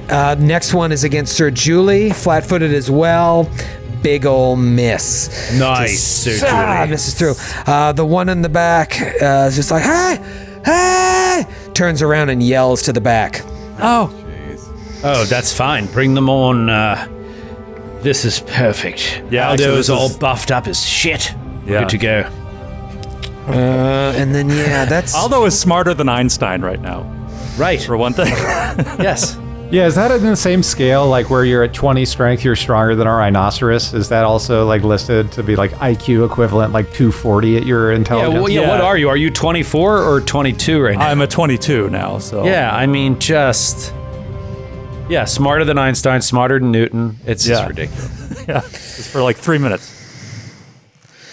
All right, yeah. Connected to the Matrix. The other one's going to delay his action for now, as far as you know. You know what? Honestly, I'm tired of this like good tactical play. I feel like I really relax. It's getting old. When I get relaxed, I feel like I can think a little bit more on my feet. Don't hold me to it. Halster, you are up. This guy's right in your John. Okay, Halster gets up, swings out, trying to impress Sir Julie finally. Rolls a 5 on the die for a total of 3 right now. It's a miss. Yeah, that's a miss. It's got to be a miss. Brutal. And obviously you I'm don't so want to... prone. Hold on. Let me just give you the total minus my prone. I was like, why is that so dang I can't low? imagine you have a double-digit bonus to hit. Come on, man. Yeah, 12. That's it. 12. Okay. Hey, that's all right. You Which were we're prone, trying. though. We were hitting the Energen really easily. Let's wrap up this round with Sir Julie. These guys have fire in their eyes. You fought these guys before. They've got the yellow-stained robes, but it looks like they're being treated to luxury up here. Relative luxury to the camp downstairs. Sir Julie, you recognize them but can't place them. What do you do? Sir Julie is like, don't you know the forces of darkness are creeping upon us right now? And takes a swing power attack with greatsword. The guy in front of her. Nope. 9 to hit. Oh, Sir Julie. What happened there? Talk mentally. Why didn't that land? He was just so rude to her. She can only stand so much rudeness. I was perfectly respectful to him, even though he's clearly evil. And he was just, impolite. It gets to you after a while. You hate to see that. All right, let's go to the top of the next round. It is Aldo's turn. Aldo, these guys have stepped up and got right on top of your friends here. Okay. Aldo he's going to toss another bomb directly behind the southernmost one to try to hit them both with splash damage. Okay. And now that doesn't have, obviously that's AC 5 to hit that square. Does that considered shooting into melee? Well, in the sense that like it has cover, you know what I mean? So I guess it would become like an effective DC 9. So you have to take a -4 to the AC 9, hit. right? I'm sorry, AC 9. Yeah. Okay, I was curious about that. All right, so still pretty easy bomb for you. What do you got? So I rolled a natty 13. Oh, crush. So that would be now. It's the damage is different now. So it's a DC 17 reflex save, and the DC goes up too. That's just huge, dude. Yeah, DC 17 for half damage. Okay, let's see. For no damage, I think. Oh, for no damage, where it's straight up splash. Okay. All right, the guy up top, who is the one that got lit up by it. Yeah, he rolls first. 17 on the dot, so no damage for him. Damn it. And then the next guy, natural 1, so he fails. All right. So he takes 9 points of damage. 9 points of damage. 9 points of splash! Yeah, so Fox is both of cutting. those dudes are in bad shape right now. Love it. Okay. Wow. At that moment, in the back of the room, you hear a voice that sounds very similar to Mrs. O'Lady's at first. It sounds like an older woman. It's like, keep it down out there! I said keep it down! And from the back emerges this woman in like a pink bathrobe and dirty pantaloons. She's got crazy hair, marks all around her neck, and she comes out. And let me show you what she looks like. She looks like this. Oh my god. Big, giant boots. What? Is it the bag lady? And she says, Oh, yes, it's the bag lady. "Who are these non-believers? Drive them out!" And let's see here. She is going to... She looks old, but not unlike Sir Julie, looks crazy spry, and she starts doing something weird with her body, like she's cracking muscles, like she's ready for a fight. And she will hold the rest of her action. Moving on, it is Atticus's turn. Oh, shit. I thought we had it in hand, and now it's gotten rather gross. Atticus is... Oh, boy. Atticus is going to... Let's see what happens here. Atticus is going to cast out in front of him to the creature directly in front of Halster. He's going to cast a Ray of Frost at the creature. So this is a touch attack with a +4. So touch AC +4 for shooting through Halster. Got to get a good roll here. Natty 15. That is a 19 against touch AC +4. Nice. 19 against this guy right in front of Halster's touch +4. Yeah. That's a hit. Ice cold. Okay. Great. 6 on the die. That's 3 damage. 3 Nice. cold damage. That's enough to kill him. Dude, cantrip kill. Cantrip kill. Is there anything better than a cantrip kill? No. Nothing. They're so rare. There's simply nothing better than a cantrip Simply nothing better than a There's cantrip simply kill. nothing better. Awesome. That opens things up now if people wanted to move into the room.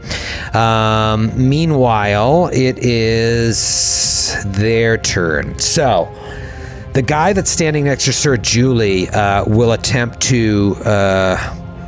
let's see, can I strike her and then... and then I can move away to try to avoid an attack of opportunity, right? Yeah, you just have to move at half speed. All right. So she's going to attempt to strike her.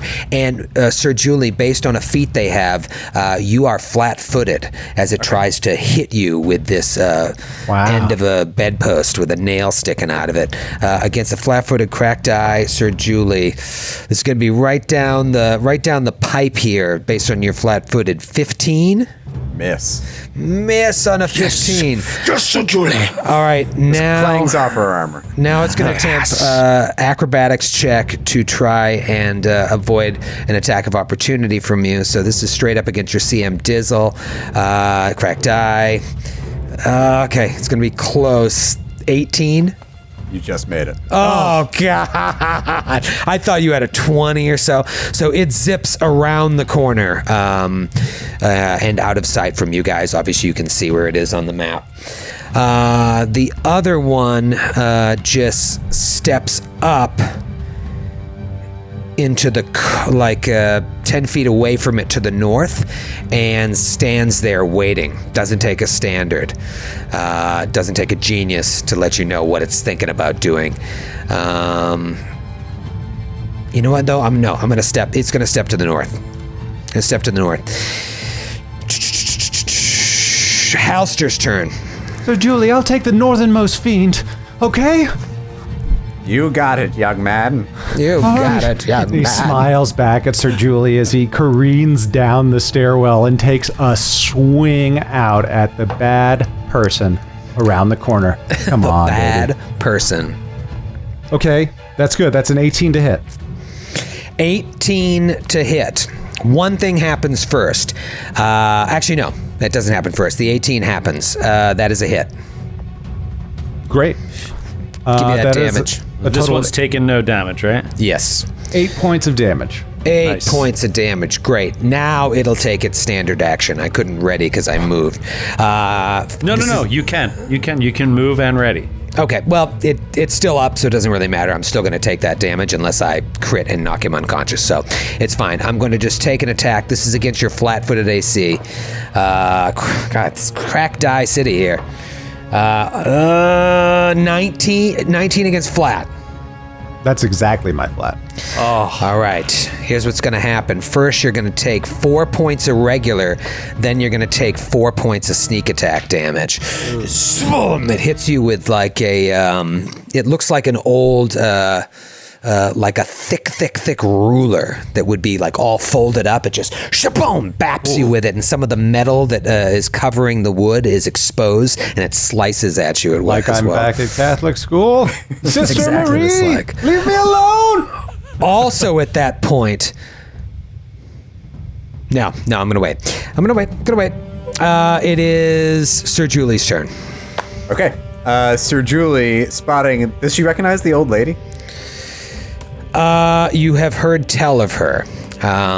She seems to match the description of Agra Bag Lady Loomis, who has been here maybe as long as you have, but you were never in the same wing because She was probably locked in a secure part of the she's asylum. a violent criminal, and you were, just someone here convalescing. She killed 9 men in Rosenport.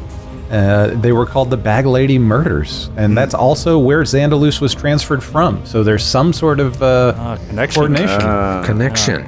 It's his mother. Love a Grant note. Yeah, Grant takes good very notes. precise always. Okay, Mrs. O'Leary. Oh, sorry. Oh, that's gonna happen. Sir Julie is going, having seen the guy dash around the corner, and she knows what he's gonna do, but she doesn't care. She's going to just double move straight through the room, and say and take the AOO from the guy as she passes. Really? Okay. Go All for right. it. That guy will swing out flat-footed. He's the one. Oh, natural 20. Oh, Jeepers. Might be the first. Might be my first of the no. weekend. I would say it's going to be a tough confirm, and I still think it is, but it is against your flat-footed. So let's see. Spoiler: my flat-footed and my regular AC are not that About tough. the same. Okay, yeah, that's what I thought. All right, so I got to roll rocks here. Do I have any bottle caps? No, I don't get those. 15. Miss. All right, does not exploding dice. The sneak attack will not explode. So let's roll the regular damage first. 6 regular, and then 2 sneak attack. Oh, 8 again. 8 again? Okay. Mrs. O'Lady just kind of just like rocks at the hit, and will swift action lay on hands between her move actions. Okay. And we'll heal a little bit, and she'll just keep moving, and she will get right up to the bag lady and say, "I've heard tell of you, Mrs. Loomis." I love this picture, the two of them. Yeah.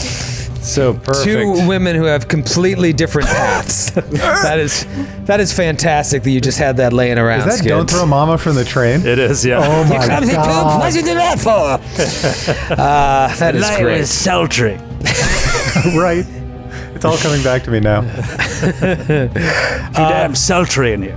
This is amazing. I want to see this standoff between Sir Julie and Agra Bag Lady Loomis. And I think we're about to see it because Agra never took her standard last round. She will take that this round.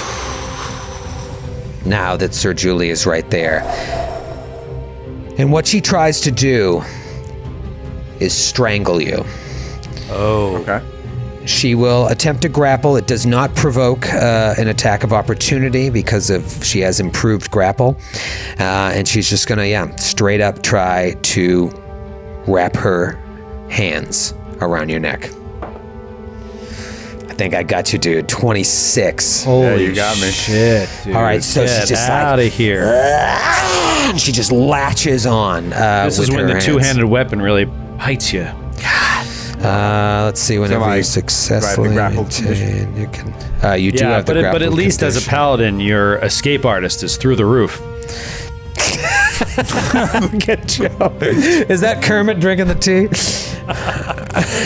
We're having a good time. We're having a lot of fun tonight. Okay, I will move Agra now in the Naish order. My delayed guy went. Do I take any damage from that? No, it's just a straight up grapple. No damage. No damage. Oh, no. Yeah. Does she swallow whole? Yeah, she swallows whole. She a snake lady? When you naga? succeeded a grapple check. Oh no, that's right. Remember I told you she did something with her body? Yes. Okay, great. You do take damage. And the doing of something was not a standard. No, you know what? I want to be able to do this, but I can't do it. What I wanted her to do requires a move action. So, trying to think. She came out. She moved into the room. She spoke. She moved into the room. That was her move action. This was her standard. I can't do it. That's fine. It's really fucking cool, but I can't do it by the rules of the game, so I can't do it. New round. Aldo. You could do it if you just don't grapple. Yeah, Anyway. no, this is better for me to grapple. Because now I don't need to use a move action. I can use the move to do this next round. Okay. Aldo is going to clamber up the stairs with his lanky 6'7" frame, pop another bomb off his bandolier, and toss it at the lowermost Directly. dude. directly. Directly. Let's get a direct hit, dude. Natural fucking 20. Oh, Natural fucking 20. Oh my god, and it has cover too. I was so worried, and you nailed it. I mean, that dude is so dead. That dude is so dead. Roll to confirm. That is definitely a confirm. Natural 13 on the confirm. All right, he's dead. Let's see if the crit that's picked has any reverberating effects that would affect the rest of the battle. Okay, let's see this. This one. International. Sorry, international peeps. So late. But maybe you're listening to this later or watching it later. This one is Oz from Hereford in the UK. Thank you, Oz. Oz. Hindsight is 2020. This is long. Here we go. As you find the sweet spot on your target, you are struck by a flash of inspiration, revealing a weakness in another foe. See, that's why I wanted earlier to in look. battle. You turn and unleash another shot almost imperceivably fast, and without consciously aiming and operating entirely on intuition. Double damage, and you may score another automatic hit against a different target within range. Roll a d20. If the result would be a critical threat, it immediately confirms, and you crit the second target as well. Holy shit. Oh my god. All right, so it's going to be this dude around the corner here. Roll a d20. Dude. Well, no, I'd throw it at her. No, but it's what did it say? It's a target you saw earlier? Yeah. He saw her. He saw her. I saw her. Yeah, I And guess I don't you did. think he can throw around the corner like that, really. Can he? Yeah, I wouldn't be able to hit that. Yeah, guy okay. anyway. All right, that's fine with me. It's not a random target, it's a target, any target, right? Yeah, it says, without consciously aiming and operating. It's Sounds good to me. Another foe seen earlier in the battle. It doesn't say it's random. Yeah. All right, what do you roll? Dude, what a cool crit. What that a is cool fucking crit. cool. This could be enormous. That is a 16 against touch. 16 against touch is a hit. Yes. Okay. It hit automatically. We were just rolling to see if it was a crit. Okay. But it wasn't a crit, just a regular hit. Yeah, that's why it's outside my Okay. first range increment anyway. But. All right, so what is the damage? Okay, so that's 12 points of damage, and I need another DC 17 reflex save from Julie. So Julie. Oh god, that's gonna happen. Yeah. One.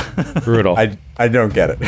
Okay. Have I told you about my armor? I got it at Talbot's. You take 9 points of fire damage. Oh, Sorry. So Julie. That's that's the least of her troubles right now. I mean, she's got lay on hands. And grappled, that's all she can do. So I think it's worth. So you I can killed do- one guy now, and then was able to ricochet this bomb off and do Yeah. damage to the bag lady.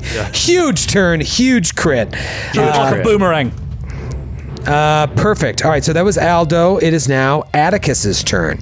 Only one apostle left in her, but you really don't know what foe you're facing in her. Yeah, which is why I don't want to pull out too much before I see what it is she is doing. He is going to go ahead and do the same thing. He can move up next to Halster here, and he will fire another ray of frost at the apostle directly on the other side of Halster. Okay. Again, it has to be a good roll. Natural 20. Natural fucking 20 on a Confirm cantrip. that GD Let's magical. see. Now this is touch AC plus 4 against touch AC plus 4. Come on, bro. That is an 18 against touch AC plus 4. Natty plus 14. Yeah. Wait, so I -4 to my touch, right? No, wait, Add 4 to your touch. That's what I have to hit, and I rolled 18 adjusted. it's 18 exactly. Yes. That is a confirmed crit. Back Nice. to the list. Their touch is 14, so And that is a magic crit, dude. that is a magic Oh my crit. God.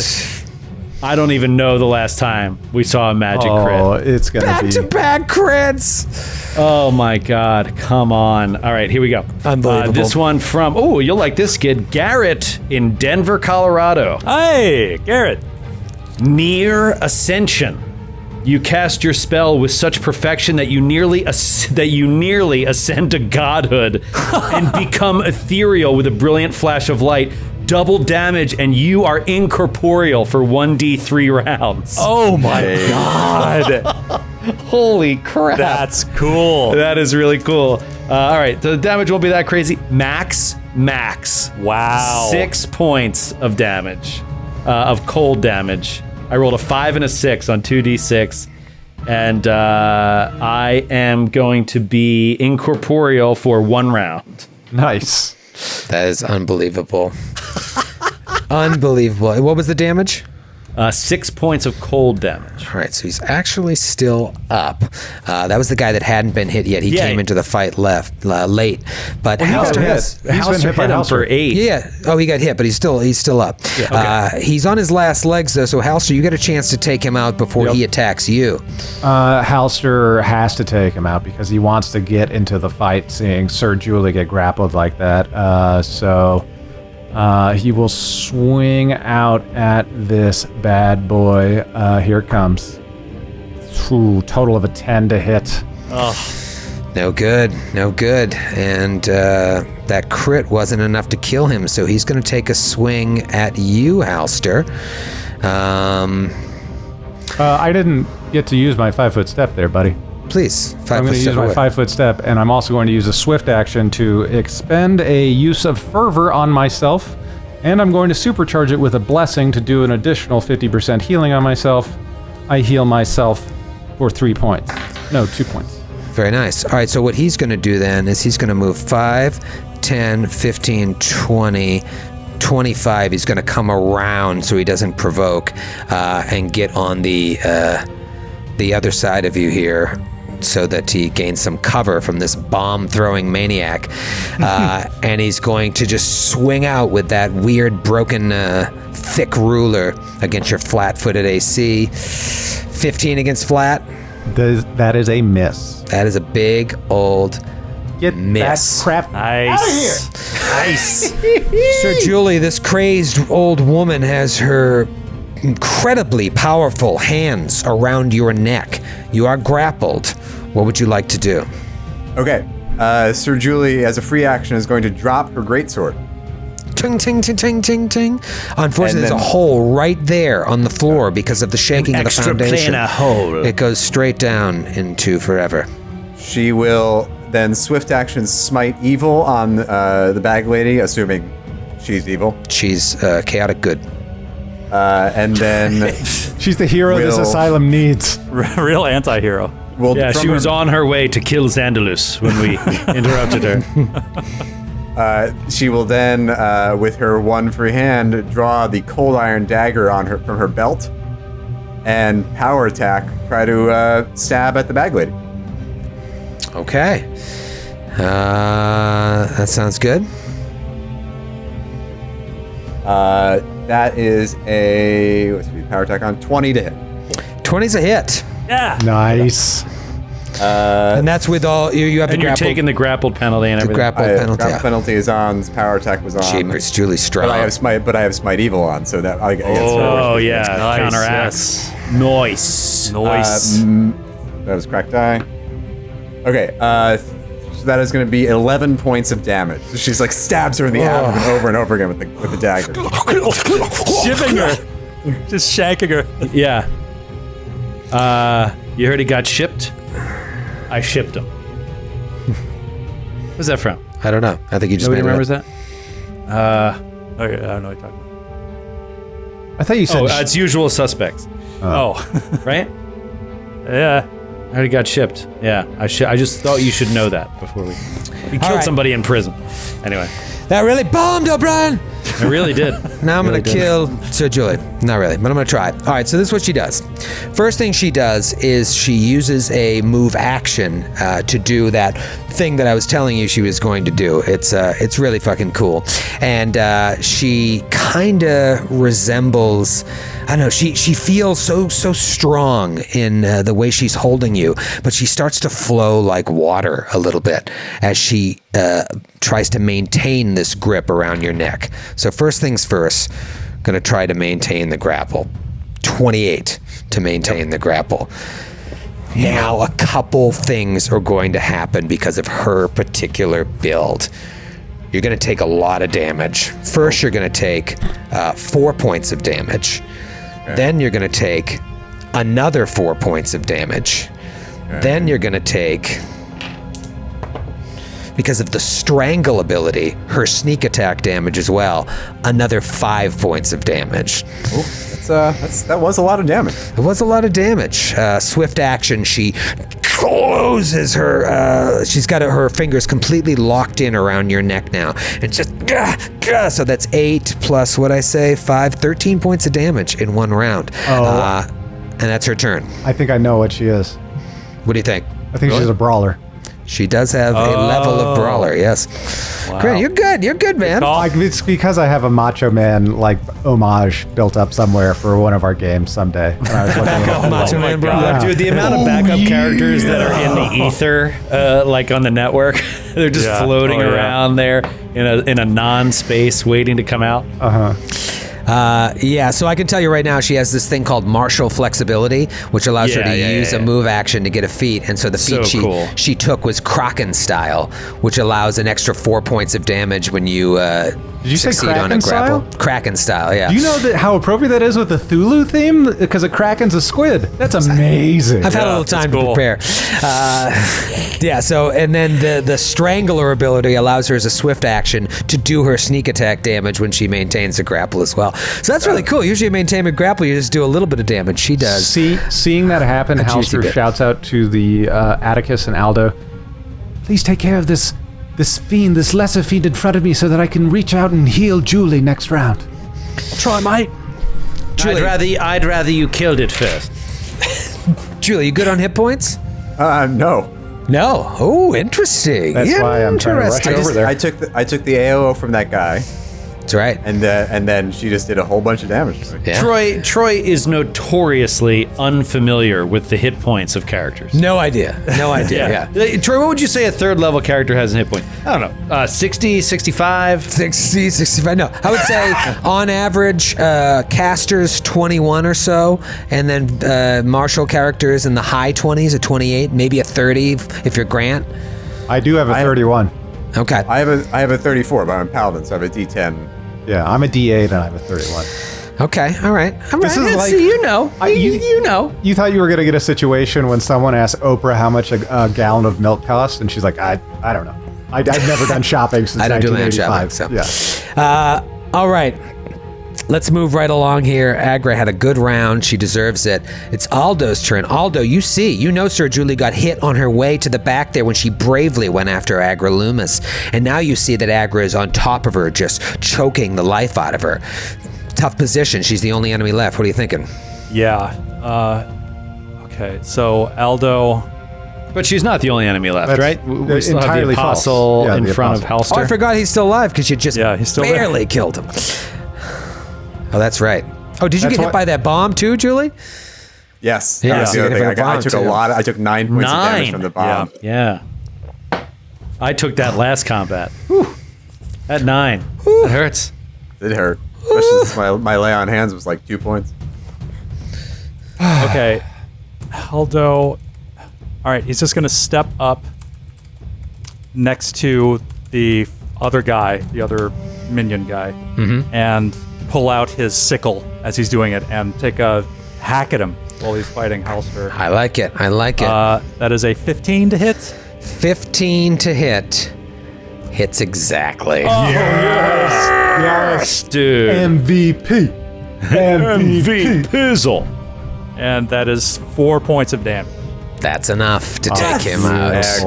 Amazing play, Skid. Amazing play. 3 apostles down. Can you save Sir Julie? Atticus Grimm. No! No! Is the short answer. I cannot. I'm afraid I rather cannot. What are you thinking? It is your turn. I'll tell you what I'm thinking. I'm thinking that I can't, that I would love to, like, create an illusion to distract her, but, like, I've never seen Xandalus, right? Like, there's no paintings of him, there's no pictures of him or anything like that. There's nothing I could generate an image of him from to distract her. That was my first thought. I cannot remember what you know and what you don't. I don't think we do. Does he... We don't actually have pictures in that. Remember we joked about having like Polaroids in the files? Yeah. Why can't we have photos in this reality? We have magic. I mean, I like a photo equivalent. I think we should have daguerreotypes if like emerging gunpowder can exist. Like there should be like a photo you have to pose for like 3 minutes for because it's so low sensitive to light. Or like Harry Potter photographs that move and stuff. Yeah. Magic's stupid. Magic's stupid. I really don't know. I'm just going to hope that Halster can heal her. So I'm going to move up. And I will, see if there's any chance. I think it's a very low chance, but from here, I will cast a magic missile on her and see if I can possibly roll high and take her out. But I'm sure she's got more hit points than that. Okay. But hopefully Halster can get a heal in. So, quick magic missile. Here we go. Ooh, max and not max. So that is 8 points of force damage. 8 points of force damage ain't half bad, but it does not take her out. Okay. It is Halster's turn unless you want to move, Atticus. I already did. Okay. I already moved further in. All right. You can't move twice in one round if you took a standard. All right. Halster will swift action. I want to play second edition. Halster will swift action heal himself for 5 points. Okay. He will move exactly the extent of his movement in order to get directly adjacent to Sir Julie Andros to spend a point of blessing. To use another one of his 4 blessings per day, and then he is going to expend his one of his prepared divine favors to spontaneously cast it as Cure Light Wounds empowered. So here it comes. That is 9 points of healing. Ooh, nice. Beautiful. 6 on the die because of the blessing. Adds another half again. Cut to the 9 points camera. of healing. Sure. I absolutely I just will. love the camera. There you go. I mean, the main thing I love is the anti-theft system at the bottom. Yeah. I'm a marketing genius. I don't know if you know this. It's good, You got this mug up here too. If it's not anti-theft, it's a cheat. We got to get you full time, buddy. If this is what you're doing part time, that's amazing. Hey, those annual memberships help. They really do. Get Grant on the staff. New to CTO. It's I don't want to overstate this, Grant, but it's one of the best things you've done. It's very, very funny. I know. It really is. It's fantastic. And that's what I think sometimes people don't realize because like we have this public facing number and stuff. And they're like, how come Grant's not full time? It's like, because Grant is very expensive. Yeah. He's very, very, very good at what he does. Did you know Grant has a job? Gainfully employed. that pays him very, very well to do like exactly what we need him to do. Yeah. And also help save lives in the process. So it's Right, exactly. It's a bit of a delicate process, but it'll we'll see what happens. We try. We do Not try to to save mention, lives. Skid owns several pharmaceutical companies. That's true. As people mention from time to time. I'm doing my all part, right, too. Sir Julie, you are up. You feel a little more emboldened by this light touch on your back from a hand. Thank you, young man. She says. Okay, so she Just will yesterday, he was stomping on his genitals. She will swift action lay on hands. Okay, excellent. 6, and then Oh, she's feeling beautiful. pretty invigorated now. She will power attack with the dagger against the bag lady. Dude, this is huge. This Come couldn't on. be more huge. And she's still smote. She's still smoked, but you're still it's a tweener. grappled. 17. She's also grappled. I know, I have it. And her grappled AC. It's 17. Yes. I'm just trying to see if there's any way I can get out of it, and I don't see it. Oh, celebrate good time. Oh my God. Celebrate good times. You're dead. You are dead. That is dagger 11 in the points side. of damage. Can we get Dagger in the Can side. we get a container to bag this up? I'm ready for the bill, please. Paper or plastic? 11 paper. points We of like damage. to recycle on the glass cannon. Is enough to kill Agrabag Lady Loomis. Yeah. This guts her. She's got it. She's like, God, you've just been like, stab. Yeah, it's just so great. It's so great. I mean, now that is a woman who has been in intense hand-to-hand combat. You just drop the sword once you're too close and just stab. Got them. Amazing. Because she was no slouch, but you guys making short work of the other apostles certainly helped keep you alive a little bit longer. She crumbles to the ground. She lived a long life. She killed a lot of people. And then she got a second chance at her killing when the asylum fell. But now she has died at the hands of Sir Julian Bruce, who has joined yet another crusade. You see that the room kind of just continues and crumbles to the back, and then there's a hole in the room to the north. You feel like you could probably crawl over that rubble, but that whole room up ahead is choked with moving yellow fog. Can we do some? Can we do some healing? No, I'm at full. So let's move on.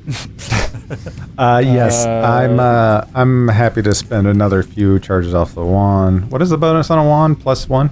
+1. First one is 4 points of healing. Second one is 4 points of healing. Do you require more? Yes. that's okay. fine. I mean, just the tone. No, it's fine. just It's fine. Another one. I give you another 4. You got 12. Okay, actually, that's perfect. I'm exactly up to full. Oh wow. Thanks. Cool. I would offer. Never mind, I'm not gonna make that joke. Go back. A lot of dead bodies here, 4 bodies, and a room full of shit. Search the bodies, search the shit. Yes, search the everything. bodies immediately. All right, the apostles weren't. They were wearing padded armor. Basically scraps. There was probably they stole from the lockers of the orderlies. They have saps and makeshift crowbars and stuff. Really nothing on their person. Now, Agra has bracers of armor. I'll tell you right now, their bracers of armor is +2. Holy shit, dude. Are we talking about a roll-up? Oh, I feel hot. Wait, let me see if I Those can don't even wear stack, those. though. I don't think they'll stack with I don't if you're think wearing they- armor. I don't think. Yeah. She's not Like- wearing any armor. Oh, That right, was this her would be Atticus would great perfect for Atticus. Exactly. Brace of armor, great for wizards, if I'm not mistaken. They would Wizards, work for monks that's too, right? Yeah. Yeah. Wow. yeah. Agra, this is interesting because you'll never find this out otherwise unless you dig into her backstory. Agra terrorized Roseport in the 4670s, killing several unfortunates living in the sewers near the Cinco Macti School of Sciences. Reports of the murders referred to Agra as the bag lady in the days before her capture. Not as a comment on her social status, she was in fact a student at the university at the time, but due to her habit of smothering and choking her victims by wrapping grain bags around their heads. No one ever determined what incited Agra's murders, but psychopathic tendencies were diagnosed as a contributing factor. As such, rather than being sentenced to death, Agra became a ward and subject of study at institutes and asylums all across Versex County, until eventually she ended up here at Briarstone. Well, I wonder if that's just random, or if that's if she was already, touched or whatever by the Tatterman. Because I don't know, just that idea of grain bags just gives me that thought of the bag over the head sort of thing, that we were seeing, a bag face. Yeah, I wonder if he was already affecting her. Yeah. I mean, this is kind of where the Delta Green stuff and the Pathfinder stuff cross over, because I think Pathfinder is going to give you a little bit more explanation about what's going on, whereas Delta Green is just going to be not explain at all how this complete insanity is happening. And so I appreciate that about Strange Aeons, is that you might get a little more insight into how she started becoming unhinged like that. It does. It seems random, but it's probably not. The other thing that a Control F for Agra does in my notes is that when we were talking to, when we found out Brenton was living in the back of the chapel, we were talking to Dr. Rena Alborn, and Xandalus and Agra, I think we learned, are on the second floor to the west, or believed to have been. So we must be closer than ever. Wow. Seeing if Xandalus is actually here, if he's real, if he's not, monster. I wonder if words will fail. They I might. wonder. Or will you praise? To guys want to do anything else in the room? Do you want to search the room? Search the room thoroughly. Take our time. Okay. Searching the... roll a perception check, actually. We'll take 20. Okay. Searching the pallets around the room turns up a bag that contains 200 gold pieces worth of coins and jewelry, 12 bite-sized pieces of jerky, and a pearl tooth, which I'll just tell you is worth 18 gold pieces. Wow. All right. So let's each take 55 gold pieces. Slightly more than we actually got, but whatever. Looking at the table that they were sitting at, you can see that they were using a harrow deck to play some nameless gambling game. Perhaps cool. There's coins about the table that are included in there. The deck itself is probably worth some money. If you're taking 20 and really rifling through these cards as well, you see that the card known as the Foreign Trader depicts a figure veiled in yellow, bearing an armful of misshapen rubies.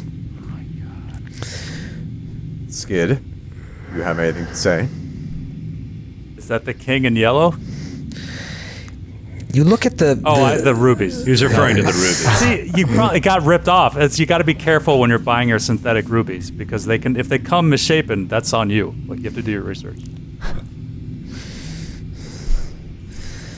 There's something strange about this card. You can't quite put your finger on it. Can I do a detect magic? I mean, is a harrow deck magical by nature? Not by nature, and neither is this card. It just kind of jumps out at you. There are other figures in the background that at first look human, 2 arms, 2 legs, maybe a little short, but then you look and they seem a little alien in nature, like their feet end in cloven hooves and their bodies are covered in horn-like protrusions, and their mouths look like regular mouths, but if you look really closely, it looks like there's little tentacles coming out of their mouths. Does anybody have a knowledge? I would say knowledge local. I would even do knowledge history if you have it. Knowledge arcana? Yeah, you know what? I'll do knowledge arcana as well. 22 for arcana. The act of harrowing is 25. a magical act. So. Okay. 25 for local. You feel like this card in particular carries some obscure significance familiar only to the enigmatic race known as the denizens of Lang. Oh, no. Oh. Matthew knows what those are, and anyone who has played a certain adventure that I ran for our $100 subscribers will know exactly what they are. I don't know what that is. I do. And I know something about the rubies too. Oh, that I don't know. Wow. So, Unfortunately, Sir Julie has never run that particular adventure. Just looking through those cards, and just that one jumps out at you, and the more you analyze, you're like, whoa. I just hope Let's they're not. just pocket these for now. I hope they're not denizens of Katie Lang. Or else we'll be battling a smooth blues guitar solo later on.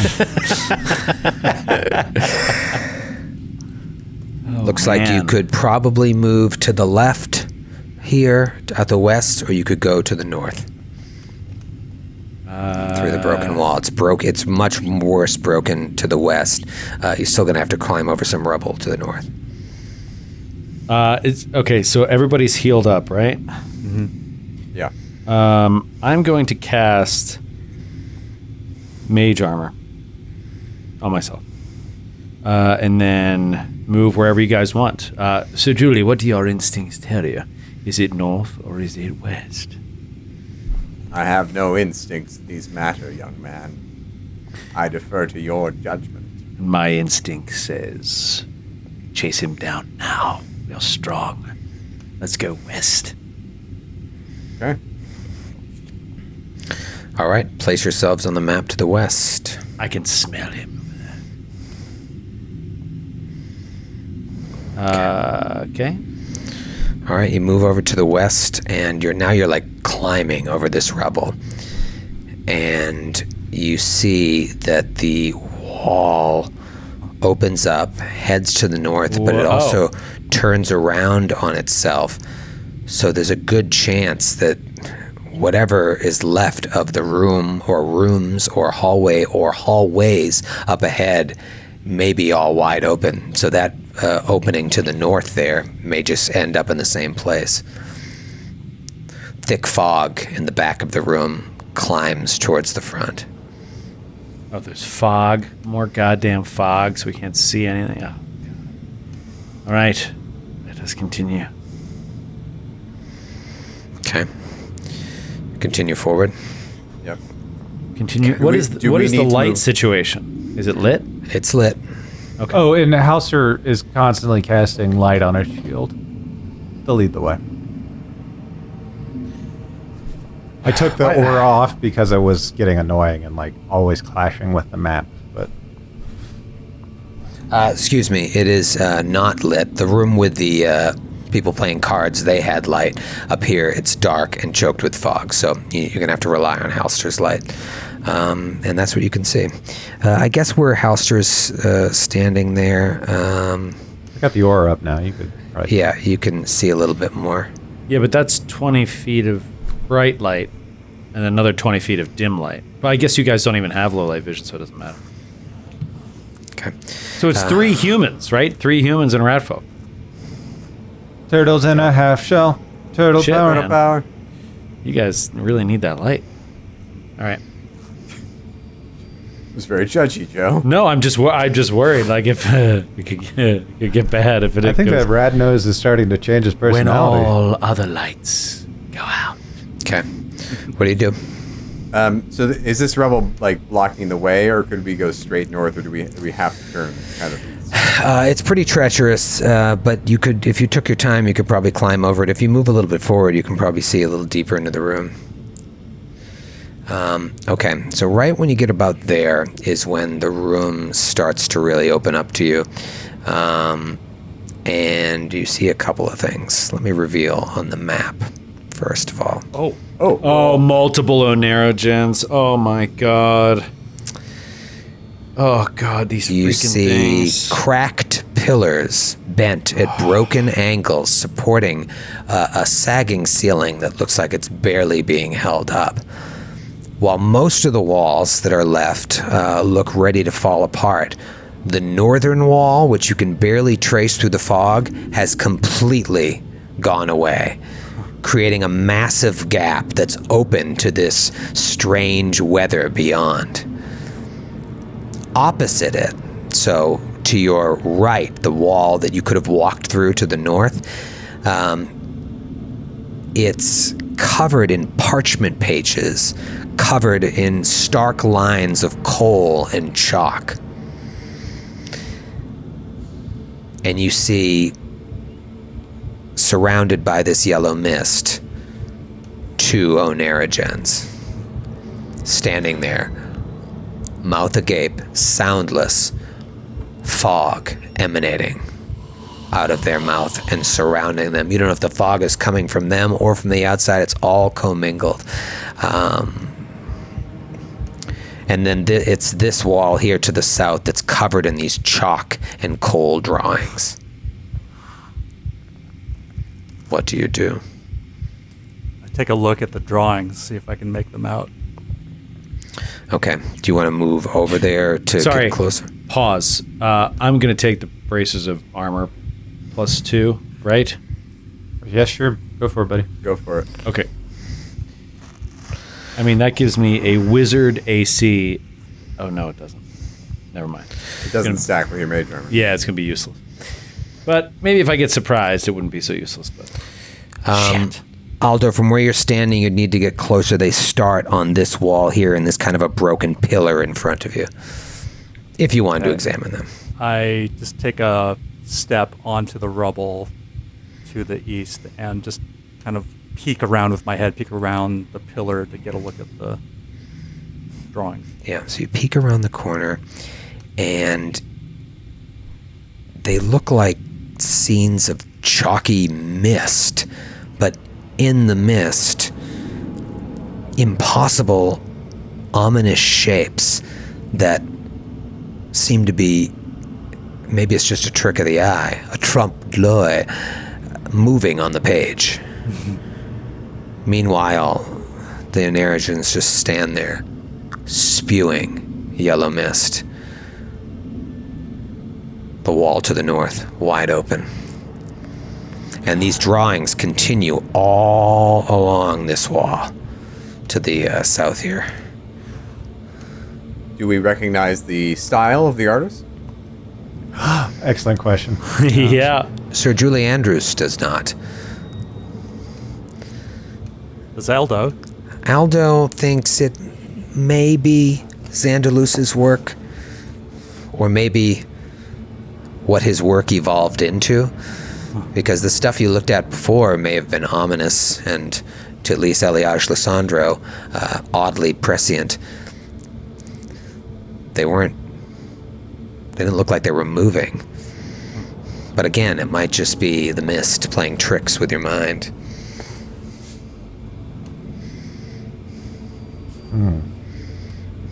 Man. Well, I think the only solution is to walk up to these awful things and cut them to shreds. But I won't do it.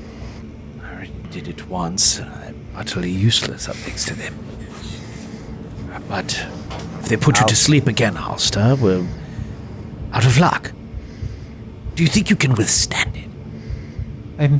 I could try, but if Julie thinks discretion is the better part of valor, I can wait outside and heal anyone who may be in trouble. It might be better use of my time. It's a coward's argument. Perhaps I shall wade into the light, into the mist, but follow behind me in case I fall asleep, and you may rouse me. Oh, yes. We'll switch positions. I'll be right behind you. I didn't fall asleep until I got right next to them, so yes. That sounds like a great plan, Julie. Yes. Yes. I'll remember you called me a coward, by the way, Atticus. Fear not, young man. We have greater horrors ahead of us yet. Okay, if you say so, Julie. So Sir Julie will walk up next to the Onirigen. Okay. Where does Halster go? To there? And Aldo? And Atticus? Aldo is going to move probably there, along. actually. Yeah, Aldo's going to move along the wall of drawings and get behind Halster. Actually, get it right to his right a little bit. Okay. Behind him. Atticus? Okay. And you're all using Halster's light, yes? Yep. Well, I have dark vision, You have dark vision, okay. for what it's worth. So now that you're deep in the room, Atticus, you can see, once you start moving along the wall, the rest of the room, and you see there's a third Onerigen. Oh, God. shit. I hate this goddamn fog of war. I know. I should have seen that a long time ago. I thought it was a wall. Looks like a stairway that was kept going up that's completely crumbled, and you can see at the landing, like there's no third floor anymore. Is the ceiling still there? It's sagging, but it's still there. It's probably more treacherous where there's no wall to the north. As you, all four of you, step into this area here near the Onirigen, a couple of interesting things happen. Obviously, Sir Julie starts to feel really tired as she gets right up on top of this Onirigen, but at the same time, all four of you, even though there are three of these creatures and you know that they could put you to sleep and kill you if the timing doesn't work out correctly, you're all drawn to the wall of pictures. Oh, no. And there's something in it that just fascinates you. This is awful. And you just keep staring and staring and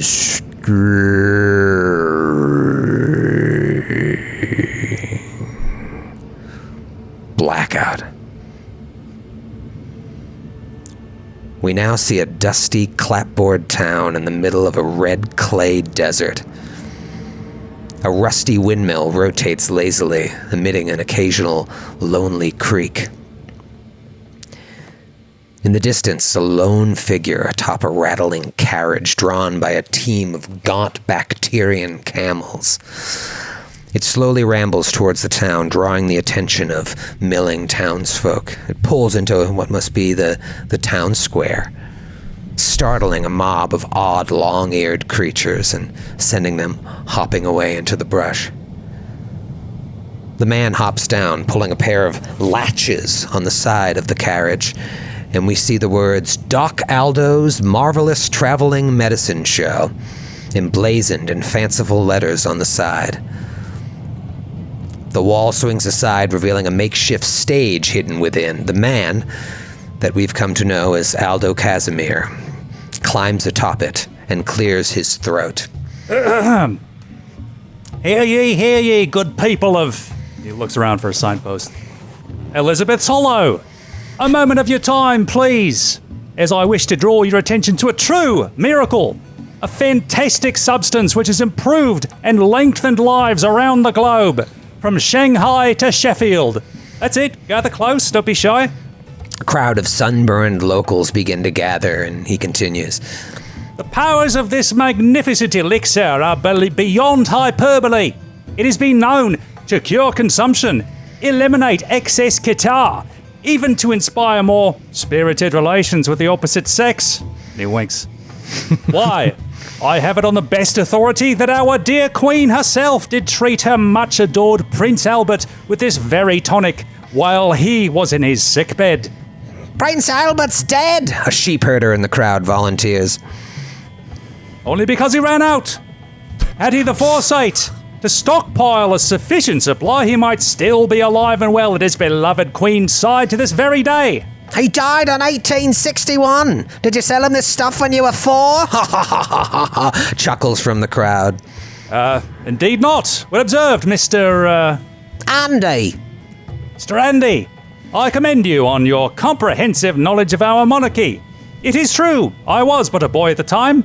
The tonic was not provided to His Royal Highness by me, but by my cherished father, who received knowledge of its concoction from his father, who received it from his father, who received it from his great-uncle, whom, legend says, discovered its formula while on expedition in the deepest jungles of Cathay, where, it is told, it would extend the lives of their heathen chieftains for hundreds of years.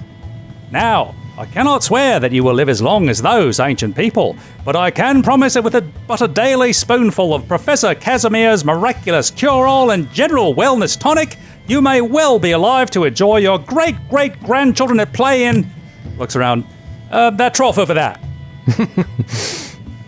So, for the low price of 3 shillings a bottle, holds up a bottle, you too could be blessed with a long and hale existence.